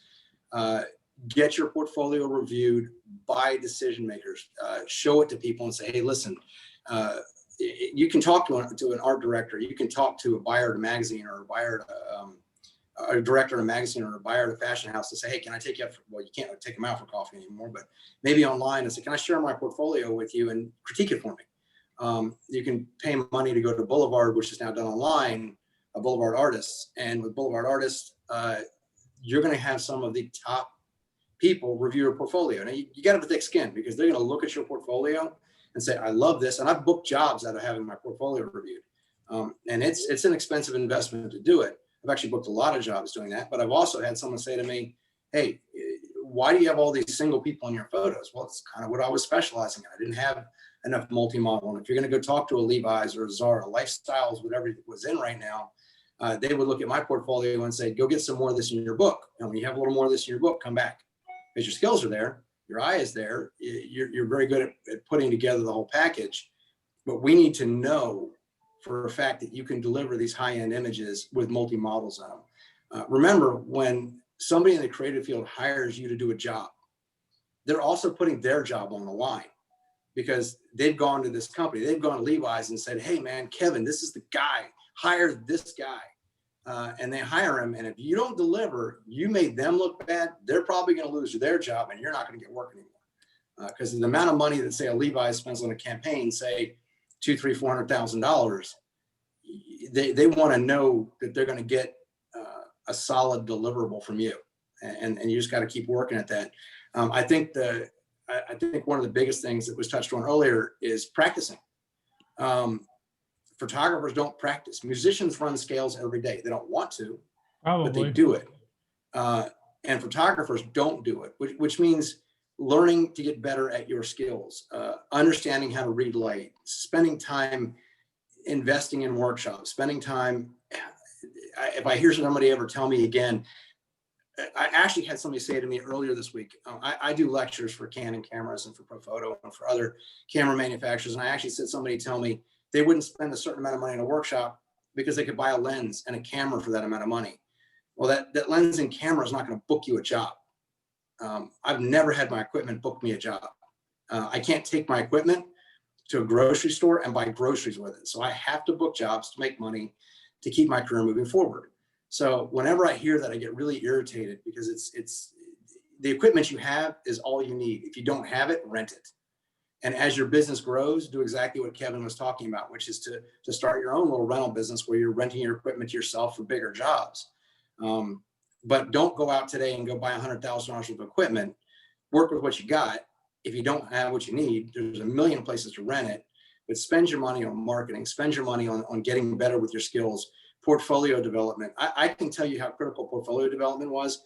I had a creative with a fashion house look at one of my photos and tell me, I love everything about this photo.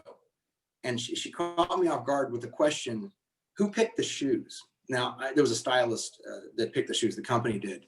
And I said, the company did. And they said, that's good news because those shoes are 4 years old and they shouldn't be in your photo. And I love this photo, but I would never show it to anybody because anybody who looks at this photo is going to look at it and go, why is there a 4-year-old pair of shoes in a brand new photograph? The dress was new. The purse was new. It was a campaign for a bag company. But the stylist pulled a pair of shoes that were 4 years old and this particular person picked up on it. And it's those things and building the friendships and the mentorships that you will through these kind of workshops. And also the connections. I'm going to tell you, a lot of the people that I met through Kevin's workshops, people like Dorico Jackson, who's probably the best hairstylist in Los Angeles. I would never have met them and begun to work with those people if I hadn't met them through Kevin at those workshops. Networking. Some people don't like it, or they don't like having to put themselves out there like that because they don't want no's. I'm going to give you a little bit of advice. You start at no. When you don't put yourself out there, you're never getting beyond no. They may not have said no to you, but guess what? You got to know because they didn't get to figure out who you are. How many times does a photographer or videographer, somebody say, God, I put all this money into this. Nobody ever notices my work. Well, it's because you're not introducing yourself to them. You're not going up to them and saying, hey, here I am. Don't say hi, say hello. I mean, you've got to get out there and really kind of drive home who you are and introduce yourself and keep reintroducing yourself. Keep the pipe full with new work that they can see. And I will tell you, it's so important to work on personal projects, because these kind of projects you work on with Kevin, and when you're involved in developing these, they are somewhat a personal project. And that's how these creatives figure out who you are as a creative. So they start to identify what your style is and what to hire you for. Getting back to what Kevin said about marketing, I have 5 different websites. They're all locked down. They're not available to the general public. And then I got one that's got a whole bunch of stuff on it and to share with companies like Canon or Profoto or for Kevin or somebody else. They would never see, my clients will never see that big website. I have ones that have 15 to 20 images on them. They're specialized, and I will change the imagery frequently every time I update it, and I'll change it for that particular client. So if I was going to go to Levi's, I'm certainly not going to show them images that I shot for Bank of America, because I do a lot of stuff with large banks and large corporations. I'm never going to show Bank of America the lingerie work that I do. I shoot a ton of swimwear campaigns. I live in Miami. I'm on the beach all the time. And the beautiful thing about being down here is we're not really locked down. They do require you to be super careful. You got to have a COVID officer on all your shoots. Everybody has to be tested, but we can work here. So we're shooting a lot of swimwear campaigns. And I'm never going to send Bank of America or Pentagon Federal Credit Union or Virginia Hospital Center or any of our other big clients that we do commercial work for, corporate work for. I'm not going to send them bikini photos. It doesn't really fit. So knowing your market, investing in your marketing, building your brand, understanding what your brand is. I'll give you a real quick thing and then I'll jump off. But we actually do gift bags when people are in their offices. We can't do them right now, but we will take and have a printed magazine done of 10 to 15 images that we think this particular person would like. We'll have a bag made. We'll go out and get a box of Godiva chocolates that's got our company logo on it, or my company logo on it. We put these all in a bag. And each one of them probably costs $30 or $40 to put together. And we'll do 10 of them and we have them hand delivered. If I'm in New York and I'm trying to do work in New York, I would have taken them in there, dropped them off myself. In Miami, I do drop them off myself. In California, I'll pay somebody to go do it for me. Right now, nobody's in the office, so you can't really use that. But I've gotten more work from things like that, especially with our high-end corporate clients, when you drop something off and all of a sudden they start looking through it and then it gets handed to the right person. And the next thing you know, they call you. And that's the other thing, answer your phone. I know we're all going through this thing where our phone rings nonstop with telemarketing calls, but you don't know whether that was a creative and they didn't leave you a message. So as much as you hate the telemarketing calls, answer your phone and just hang up on them if it's a telemarketing call. Lastly, develop a team. Kevin touched on it. One of the lectures I did, online lectures I did recently, we were talking to some wedding photographers who said that they spend like 80% of their time editing photos. That's insane. Why are you editing 2,000 photos from a wedding? You can go on Uprook, you can go on guru.com, you can go on and find people to edit your photos for you. You can edit the first one, you can send it to them and say, this is what I want you to do. Build it into your cost. I mean, every bit I do has an editing cost in it, a retouching cost. And that money, we have a little bit we make off it, but the majority of that money goes to professional retouchers. I am not going to spend 80% of my time. I'm not going to spend 10% of my time retouching video or photos. I'm going to spend 80% of my time developing new relationships and getting more clients. I've probably got a camera in my hand or directing the other 10 to 15%. And the other 5% is brainstorming sessions or creative sessions where I'm working with what I call my team. They're not employees. I have some fantastic stylists that I work with that I communicate with all the time, because you never know. I have producers that I work with. I'm calling them on the phone all the time, and not to try to beg them for a job or look for a job, but just to say, hey, let's get the creative juices going. Let's all jump on a call. If we're allowed to meet in person, let's go grab a beer. Let's go get a coffee. And all of a sudden we start talking, and we might be talking about some campaign that we just saw that somebody else did and go, man, that was so cool. That was so awesome. We want to do something like that. Let's get in there and what companies could we all approach as a team together? I mean, and you start building that team environment, even though they're not your employees, you're not their employees, you start feeding off each other, and you'll start bringing each other in on jobs. And if you stand there quiet at home and always say, well, I can't get anybody to look at my work, that's you putting up a roadblock. Knock down the roadblock, get out, get your portfolios reviewed. And when somebody says to you that they don't like something in your portfolio, don't take it personally.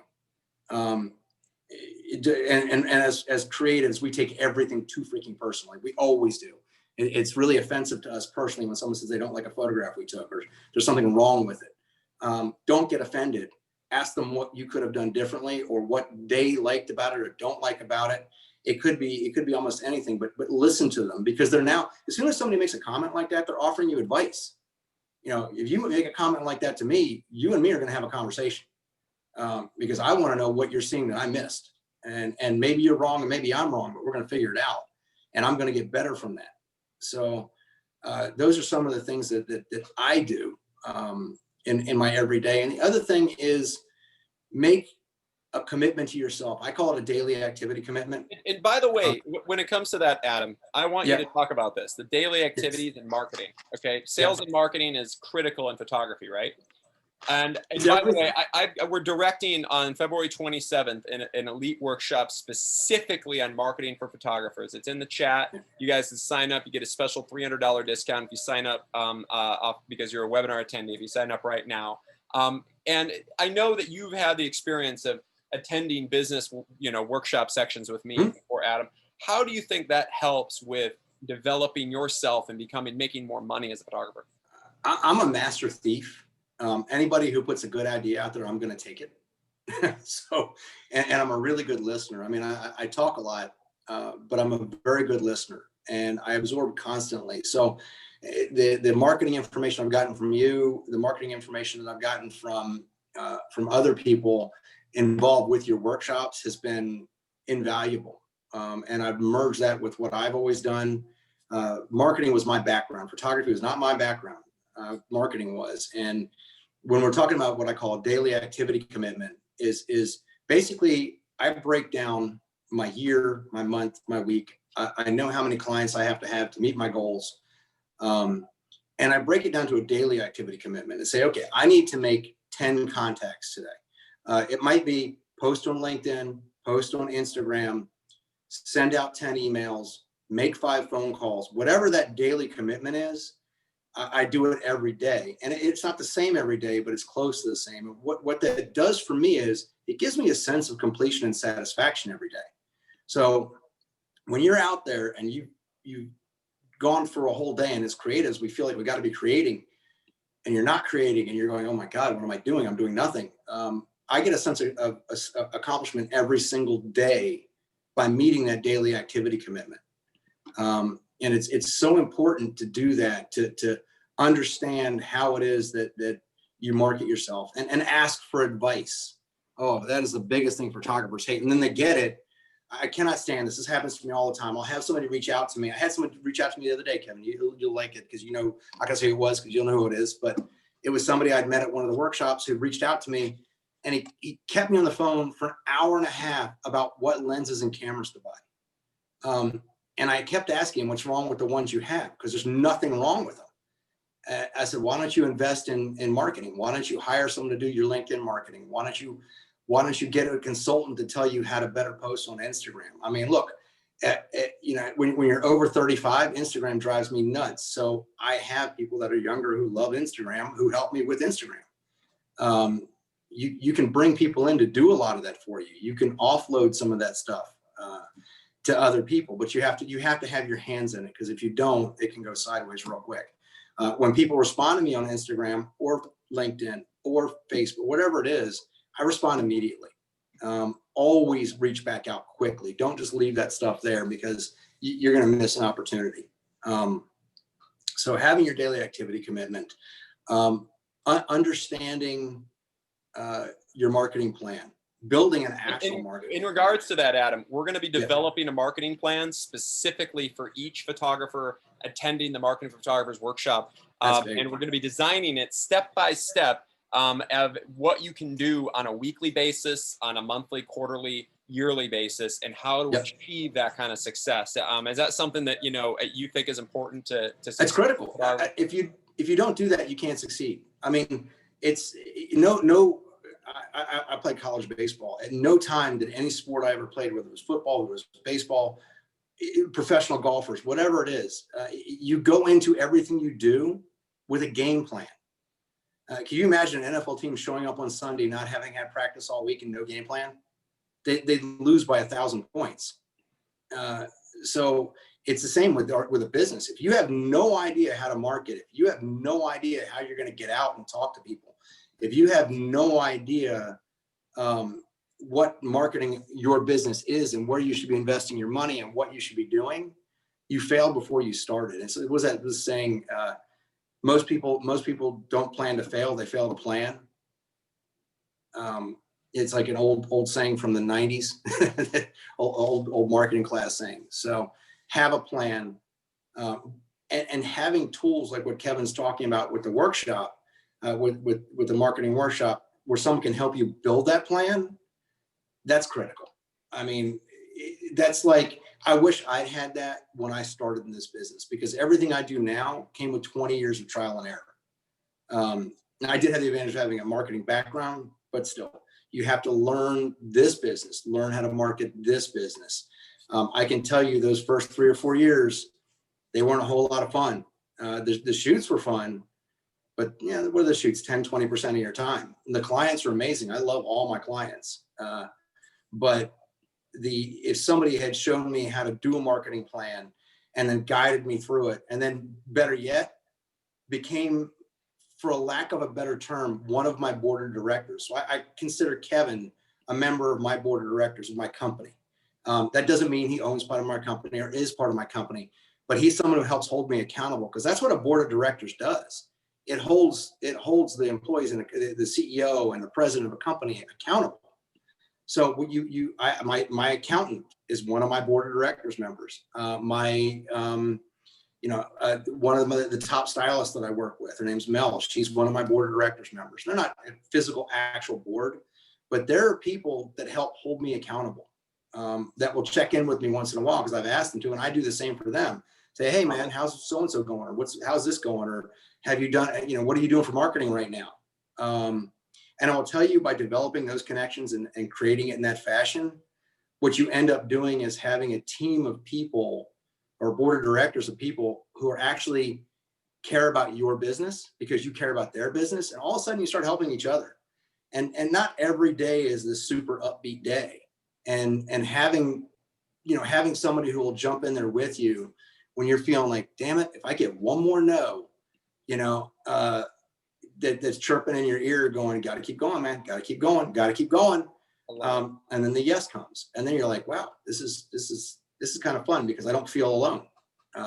So that's what I'd highly A recommend. lot of for no's get to everybody. that yes. And Adam, Yeah. you are amazing because you are so Thanks, brother. persistent and absolutely relentless when it comes to getting what getting those opportunities. And that's why we've seen success. Look, Adam just won the #1 Fashion Photographer of the Year award worldwide over some of the biggest photographers in the world from images he shot at the workshop. That's pretty spectacular accomplishment. So Absolutely. I'm proud I of you. appreciate it.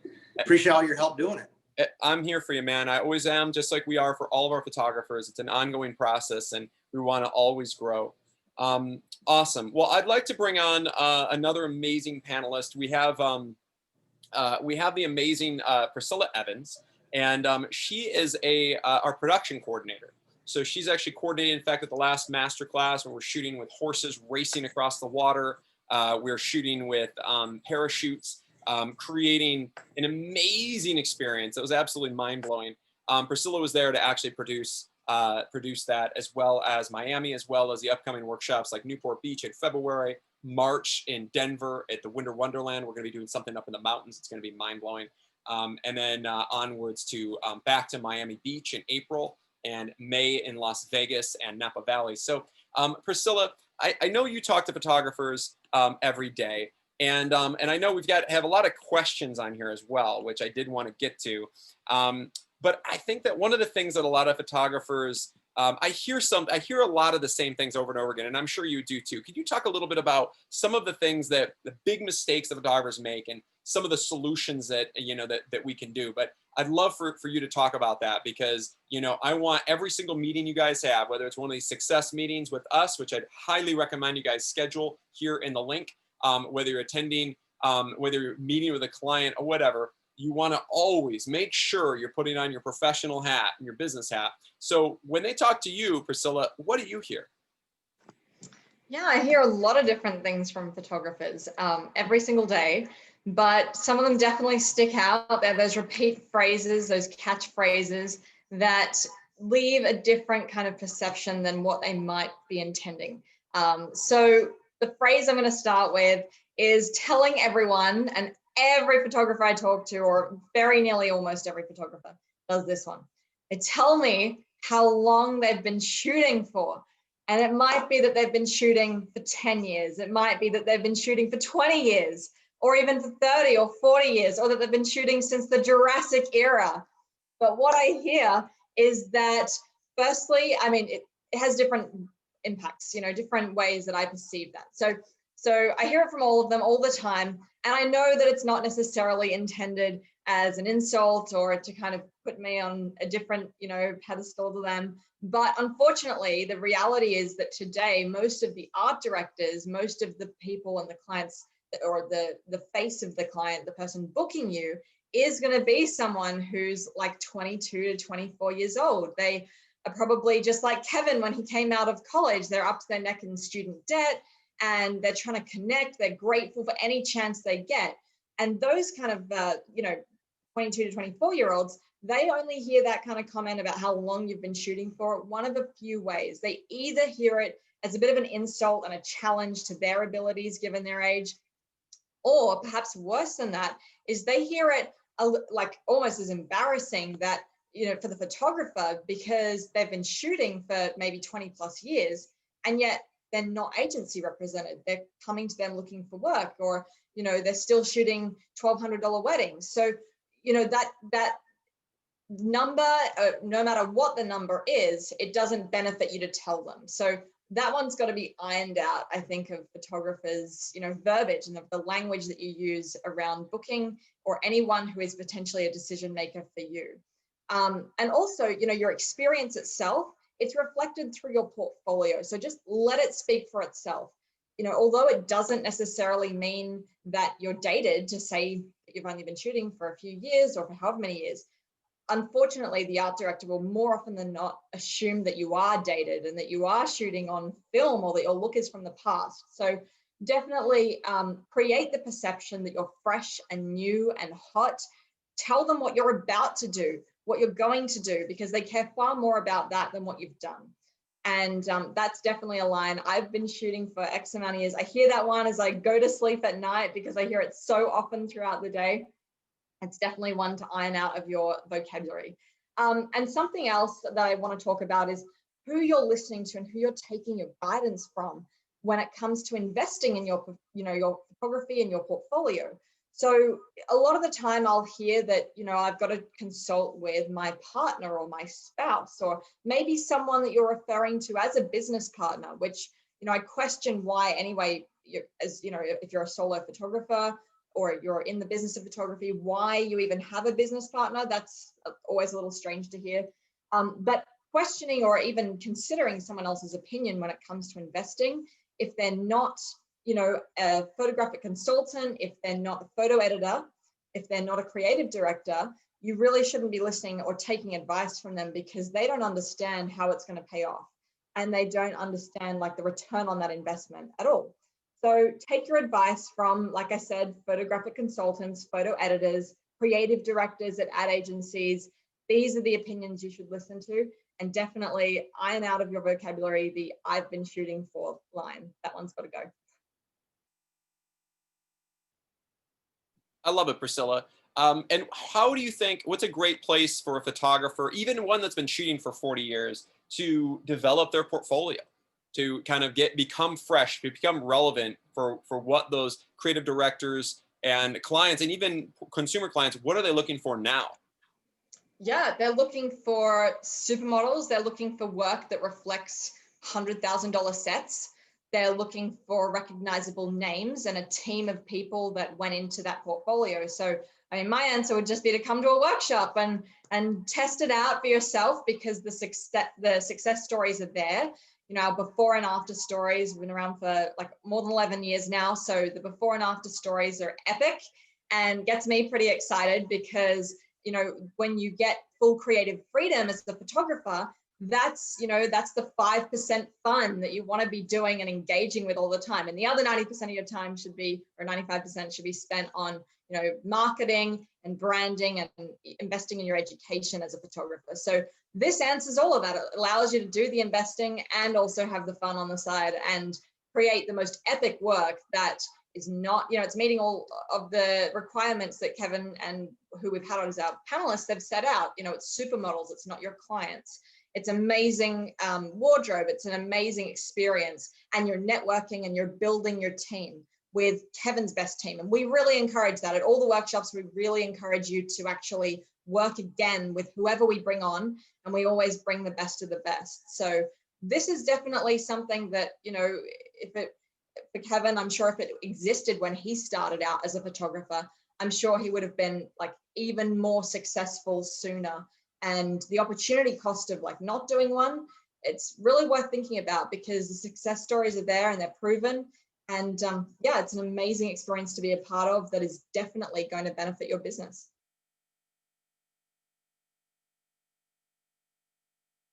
Well, thank you, Priscilla. You're a superstar. I really thank you for all that you do for the workshops, and that's actually why the photography workshop series is so epic, and my productions are so epic, because I've had the opportunity to have you work as a production coordinator and make them so special, to make them so over the top, to create these moments that are so mind-blowing that it's the most world-class photography you could possibly imagine.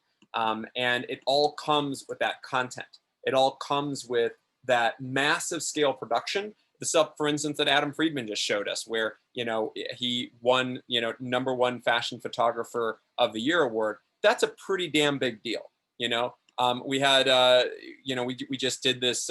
We had a gentleman named Hans who just attended the last 5 workshops, who shot mind-bending content at the fashion workshops and lifestyle workshops in LA, New York, Chicago, Newport, and created this just incredible portfolio, and creating moments that are so over the top, so spectacular, shooting with horses, shooting with this production. And, this is where the magic happens, is when you can create content like this and then market it. Most photographers make the biggest mistake of creating mediocre portfolio images and then not even market. But you know what? You only have one chance to make a first impression. So if you haven't been marketing it and you haven't been shooting world-class top models, that's okay. Now is the time to start. Now is the time to keep those images hidden, create a world-class new portfolio. Join us this year. create mind-bending images that are so impactful, so over the top, that they're going to land you work not only on the fashion side, the lifestyle side, the advertising side, and also on the consumer side with portraits and weddings. So that's what gets me really, really excited, and it's why I do this. It's what makes me so passionate about this. So thank you so much, Priscilla. And I want to remind you guys, we have this epic marketing for photographers workshop. It's almost full. We had a lot of people enroll from our last webinar. I have a link in the chat. I encourage you guys to click on it and get that special deal while it's still available for $300 off enrollment. And remember, anyone that enrolls in one of these marketing for photographers workshops, the entire amount of the workshop enrollment is actually completely credited towards any 4-day experience. So if you do want to build your portfolio, it's a great opportunity to take this virtual experience, and you can do it anywhere in the world.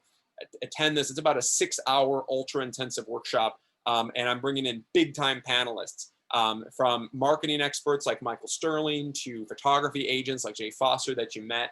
And the total amount is only $12.95 for that enrollment, and you get a $300 discount, so it's only $9.95, and that's completely, you can attribute that entire amount towards enrolling in a 4-day epic experience that will truly catapult you to the next level.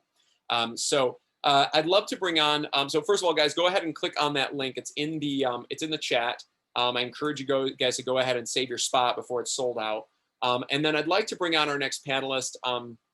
We have the great Sean Ashanti here, who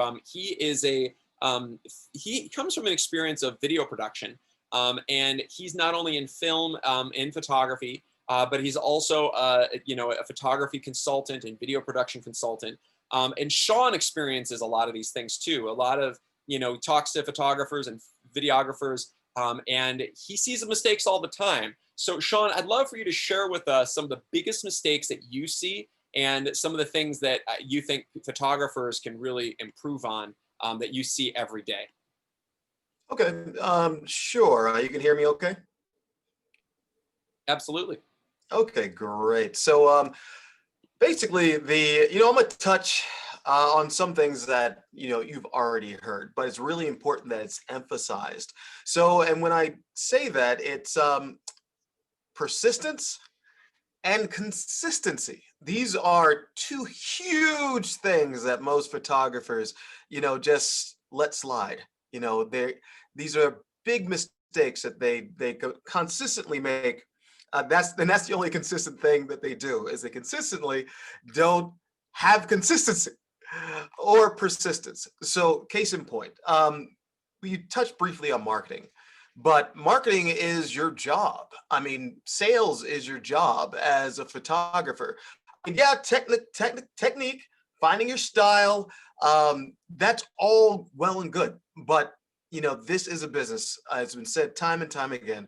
This is a business, and you need to be able to earn, to make money. Actually, the more money you make, the more you service your clients, the more creative you can be. Because you can't be creative if you're starving. You need to bring in those dollars. So marketing is huge. So when I say marketing, a lot of people say, yeah, I'm not really a marketer. You got to learn how to be a marketer. It doesn't always cost a whole lot of money to market. I'm going to be completely honest. People ask me about, should I do paid ads? Should I do this? Should I do that? Listen, honestly, some of the most powerful marketing that you could ever do is just simply researching art directors, producers, whoever you want to work with, finding out what their social media handle is, following them on wherever they are, Instagram, Twitter. Actually, I don't even care if you follow them someplace that's not even industry related, because your goal is not only to get your work in front of them, you want to get them familiar with who you are. I believe that Jay mentioned it, and Adam Freeman mentioned it. If they don't know who you are, if you can't put a personal touch on your outreach, then you're just another person sending in your portfolio. So one little quick tip, which would cost you nothing, except for maybe your internet connection or cell phone connection.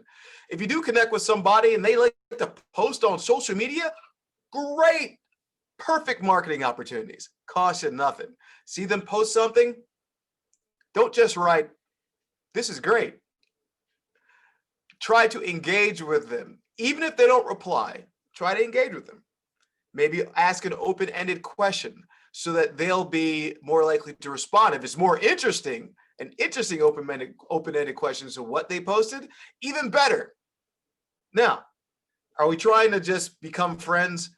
I mean, that's a bonus, but we're trying to become memorable. This is what we call earned marketing, earned leads, when you're talking about really getting to know people and going that extra mile to get your voice heard. Because once they get more familiar with you, they'll be more likely to say, you reach out to them through a direct message or whatever it might be and be like, oh, okay. Yeah, I remember you. You've been posting, you've been answering some of my tweets, or you've been answering, you commented on my Instagram or an article or a blog that I have. Try to find all those things. That kind of stuff costs you nothing. Now, you'll say that sounds like a lot of work. Well, most of your work, I think what said, 80% of your job is sales and marketing. This is where persistence comes into play, because you got to keep on reaching out and you get some no's. And now in this kind of marketing, you're not really looking for, you're not even worried about no's. You're worried about engagement. But that's where the persistence comes into play.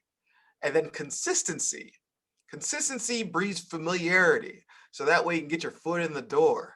But the number one thing is that once you're persistent, once you find your consistency, then you do what, very similar to what Adam Freeman said. He said he has his activities of the day. You want to make yourself a calendar of when you're going to do things, so that you're persistent in doing it and you're consistent in doing it. So persistence and consistency is huge. Now, once you do all that, then you'll be in a good position to actually market yourself, get people familiar with you without really having to spend a whole lot of money. Hell, create your own blog. When you do your and I'm taking some time here, but I just want this to sink in. One huge thing you got to do. People mentioned practice, shooting, is build a body of work that is a consistent body of work. And you need to have a lot of images. You need to produce high quality images on a large scale. That's the reason why a lot of our attendees that come to our workshop enroll. Like we have a 95% re-enrollment rate, because they know they shoot some of the best images of their life, and then they follow strategy. Now, first, you're going to pare your images down from whatever workshops you attend, whether it's ours or at least hopefully, definitely at ours, because if you're coming to our workshop, we're going to stay on you to make sure that you make the most of your imagery. But any imagery that you have on your websites anyway should be pared down to your best imagery, because you're only as strong as your weakest image. But here's the leverage when you produce a lot of high quality images on a large scale. You'll have your 40, maybe 20 best images on your website. But also, when I talk about that earned marketing, so when you post something on Instagram, or you put something on Twitter, or if you put something on a blog, you have a lot of assets to pull from, and they're all high quality imagery. And then you try to create engagement from there. You put your little caption. Oh man, shooting with multiple models is can be a chore. But when I was shooting with make a story of it. Allow people to engage with you. This is marketing at its finest on the earned level, not paid ads, earned level. But these are things that people don't understand, is that you got to build the body. You have to have the body of work. You have to have the consistency, not only in posting, not only in marketing, but in the quality of your imagery. You can't do something like, say, on this level, and then go shoot a test model or model mayhem. I'm just saying, you want to be seen as a professional. You want your imagery to show that you're a professional. You want what you post, how you market yourself all together to be as a professional. You want to be on your LinkedIn's. You want to be on, you got to create your brand. And your brand comes from your imagery. It comes from not only how you post, how often you post, because people have to become familiar with you for you to be a brand. Because if they're not familiar with you, who are you? So I'd say that marketing and some of the simpler parts of marketing, even I call earned marketing, is really a huge part of the piece of the pie that people are just completely missing out on. And don't let that be you. I mean, we're going to go over a whole lot of this and more, during the actual 4-day workshops, but on the marketing workshop that's coming up on February 27th. I hope you guys, give it some deep thought, because if you're not where you want to be, if you're not as known for your photography as you believe you should be, then there's a reason, and we have to address it. I love it. That's powerful, Sean. Thank you so much. I mean, he gave us some amazing insight on social media, on persistence, and that's something that is the biggest mistake photographers make, is they're lazy, they're not persistent, and they're not following up. And I want you guys to listen to Sean's words, because he's brilliant and he's expert at doing such. And I love it. So before I get to our last panelist, the great Daniel Rothschild, I wanted to answer just a couple of your guys' questions that are still on. Michael G asked, what's the most popular brand of portfolios, like printed portfolios today? The one I used was from France, but they stopped making some good ones. So there's a couple different companies I'd recommend, Michael. I like House of Portfolios, is fantastic, out of New York. My personal ones, I've actually created my own portfolios, handmade. I actually handmade this portfolio. It's kind of a huge one. It's like 20 by 20 or so. And it has actually my name insignia right here. And it has, the images printed out like that. This is one way to do it, of course. But I would say that, you're not actually a professional bookbinder. I recommend a company called Paper Hoss. And they're incredible. I have a bunch of these ones. They're like made out of brushed metal, and it's a beautiful brushed metal portfolio. This one is my lifestyle book. I recommend 11 by 14, and they're technically a Pina Zingaro brand. House of Paper House has a lot of amazing products though, and I really like the brushed metal, and you can have the image printed directly on the cover, and it's only about $100, so it's really inexpensive. I think if you mention Photography Workshop Series, you get a discount for attendees, which is great. And I recommend actually paying a little extra and having the cover printed, both the front cover and the back cover. I've brought it into advertising agencies like TBWA Chiat/Day, and they were just like floored. They were so excited. They were like, where did you get your portfolio? I want to make this for our ad agency portfolio. I want to use this type of look. So if I got that kind of response, I'd recommend you guys do that too. It's inexpensive. And it has a really professional look. And if it gets beat up and stuff, it's not that big of a deal to replace. Like I'm replacing all mine right now. So hopefully that answers your question, Michael. So we had a lot of really great questions. Thane Phelan asks, where and who is the best versatile place to build a website portfolio? Any recommendations? So I think that, I really like to keep it simple. I like to keep it simple and inexpensive. Of course, you can hire web designers to design more involved websites and everything, and that's great. I mean, no problem. But the thing is I feel as though the problem is we're not web designers. We're photographers, right? So let's just find a good website company like format.com, squarespace.com. These are all sites that I use, and create a really strong, clean website that loads quickly and looks nice on mobile. Keep it really simple. I mean, I think format.com costs me like $10 a month.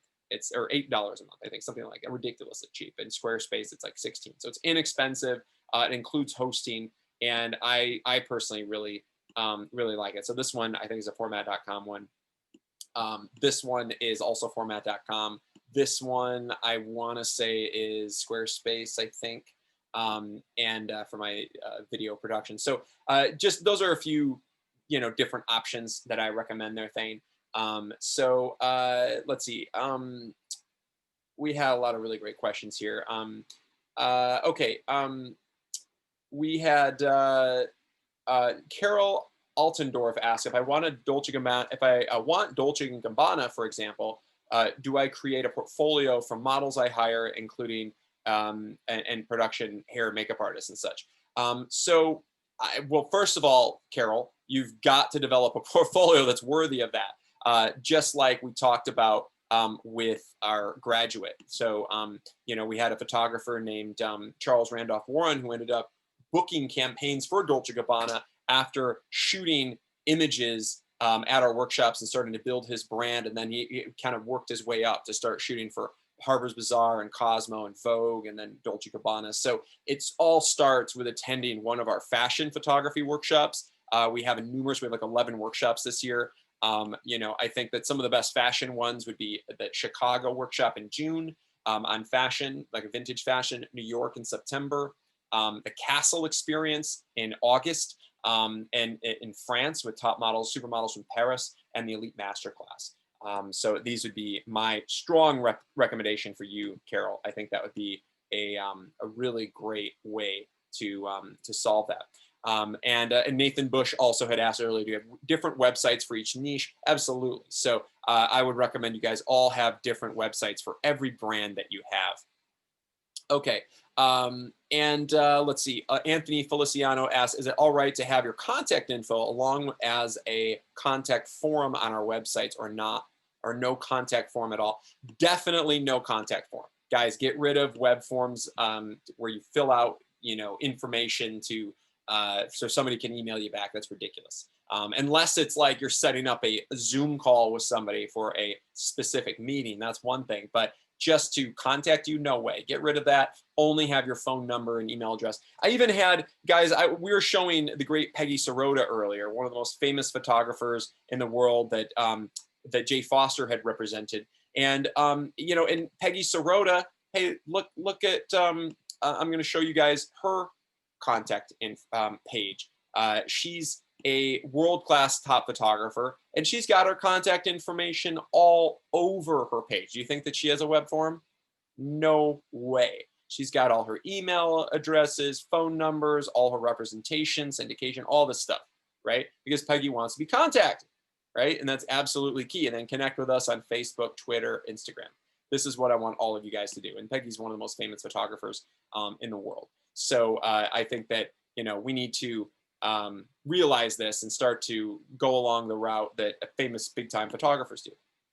Okay, any other questions, feel free to ask. If we don't get to it, then we can of course go over it during your success consult. If you guys haven't set that up, please do.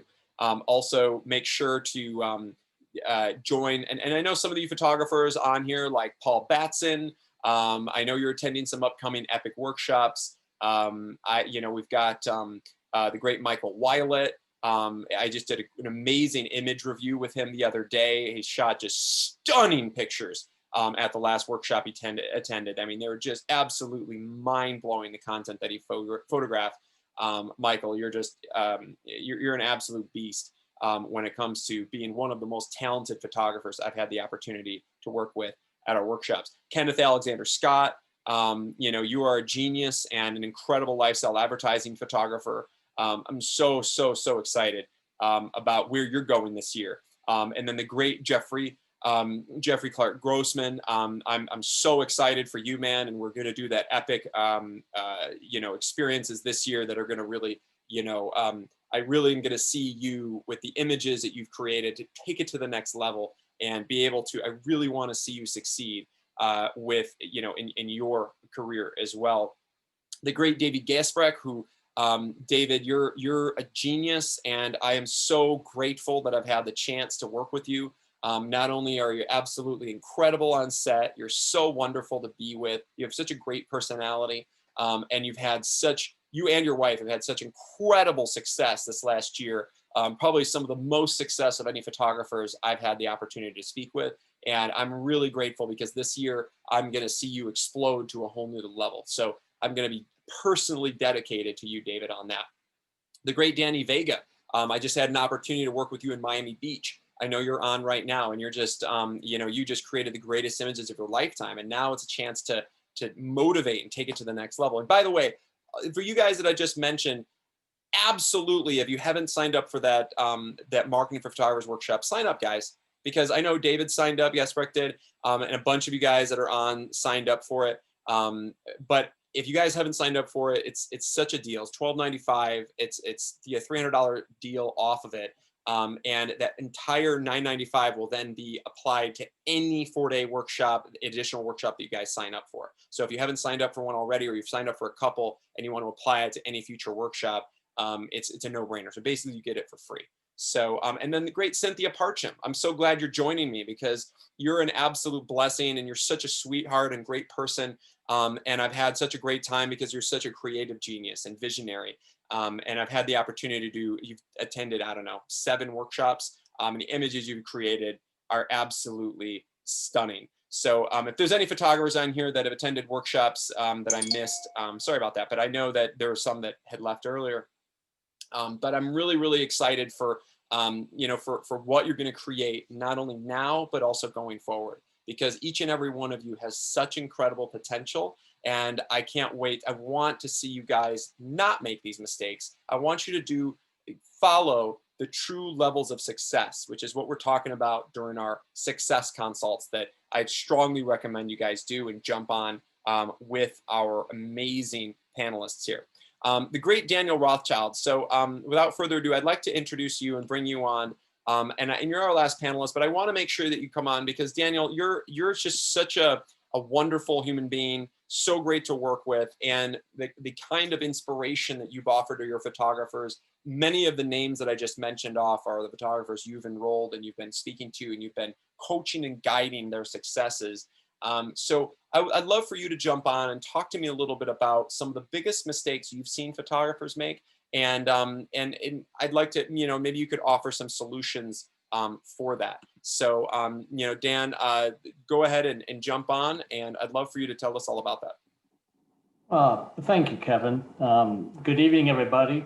Fantastic day. Great webinar, great information. It's so exciting. So, I'm going to touch on a few things, maybe in a general sense. I'd be glad to get into more detail with anyone individually on their specific situation. But I work, one of the things I work with is behavior and habits that we as humans and photographers develop. So I coach photographers into a better success. So some of them is they're mistakes, but it's behavior is, I see that photographers in many cases rely on the same clients, return business. They expect that to happen. And even clients referring other clients to them. Another thing is relying on one industry. Well, I'll get to some of the solutions in a minute, but obviously we just watched what happened in 2020. Relying on doing only one type of photography. And all of these things were mentioned in many different ways through the day. Clients are not our marketing agents. That's not what they do for a living. And for us to rely on that doesn't make sense. So you are your only real safety net. And you're the one who you need to rely on because it's you who should be having a weekly scheduled marketing plan and system that you follow to make sure that you're spending time developing marketing and making it happen because you can rely on yourself. You need to generate new clients. It's the name of the game. You can be a great photographer, and if nobody's hiring you, then it's art for art's sake. And here's the other thing: when you generate new clients regularly, some of them are going to return and be return business, and some of them will even refer other clients to you. That's the icing on the cake. You never want to rely on that. 2020 was an example of relying on, a lot of people got hit really hard relying on particular industries, weddings, concerts, sports events, schools. To rely on that as being your everything, well, then you have nothing on a year like 2020. And so obviously we found out those things can happen. So we have to be prepared and be flexible. Think about it. Who was shooting all of the COVID products and service ads during the time everyone sat back going, oh my gosh, what do I do? Oh, I'm going to wait for my government check, Well, there were plenty of photographers doing really well. Because they shifted, they were creative, they were used to and had a habit built of being creative and every day look at how do I do this? How do I do better? So you want to market to more than one industry, and obviously make them kind of different industries in that sense when you look at it strategically. It's kind of like when you invest in financially. Okay, you have certain types of industries that are more stable than others and that type of thing. So you want to also think about doing two different types of photography, maybe lifestyle and fashion. Well, if fashion has a downturn, you have lifestyle and vice versa. So you want to be flexible. You want to have a daily work habit of generating your own clients and using this type of thinking to make sure that no matter what, you're going to be fine, and not only fine, but great. So that's one thing. Another thing I notice many times in working with photographers is and it's not only photography, it's people in life, it's being comfortable with status quo, doing only what is familiar. And so, many of those individuals want to make more money, but they won't change their behavior or their habits to do so. So you have to, in our industry, you have to be okay with change and growth. It's needed for the survival in our industry, as we've just watched a huge example last year.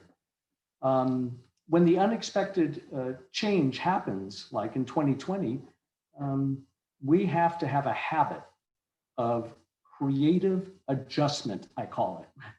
So we have to be on our feet, ready to move in another direction and have options set up that we do to be able to rely on. So we always must be changing. So we match and keep up with the world in our industry. So you've heard of the term photographic currency. It's all throughout our work. So we have to be current and be able to move with the changes so that we're always doing well and making money. Because unless you're already set, in life financially and you do photography just because you love it, we're doing this to make money as well as doing what we love and our passion. And the last thing's been mentioned throughout the whole webinar, but it's so important. And this is what I work with photographers on, and that is you have to change your view of your photographic career. It is a business. And if you look at a grocery store or a car dealership or anything, they follow a business format. They run it as a business. So your photography business, if you want to make money, you run it as a business. When you ignore business side of your photography, you don't make money. So to be rewarded financially from your photographic work, you must have a business plan, definition of what you're doing, and an annual projection of your steps and what you plan on doing. You have to have funds to invest annually. It's been mentioned, by Kevin and all, but it's so true. You're running a business. You can't run a business without investing money into it and spending money. You have to do marketing. If you just sit there and wait for people to contact you, you're not gonna, the food on the table won't be as nice. Let's just put it that way. And you have to have a product and a service, and it has to be good. So you have to do all of these things, because remember, shift your mentality to you are running a business, and it's not a 4-letter word. So that's pretty much it. And I'd be glad to work with any individual on their specific situation and details on these kind of general concepts. Great to see you all. I love it, Dan. And thank you Thanks, so Kevin. much, because you gave a lot of rewarding information. I want to appreciate all of those who are still on this amazing webinar. We had actually an amazing amount of you guys who stayed here throughout and listened to each and every one of our amazing panelists. I try to give you guys so much value because it's in my best interest that each and every one of you guys succeeds. So that's why I'm going to go over the top. And every couple of weeks, I direct these amazing webinars because I want to help each and every one of you become and refine the greatest version of yourselves. It's absolutely imperative.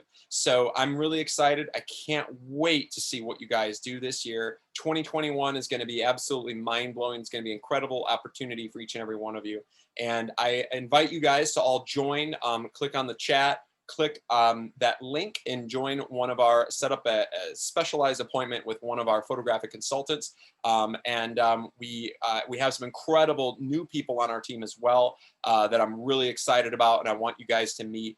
We have the amazing Eva, Wesley, and Kara, who will be joining us and jumping on calls with you guys next week as well, who come from all kinds of have incredible insights. And I'm really grateful because our team is growing.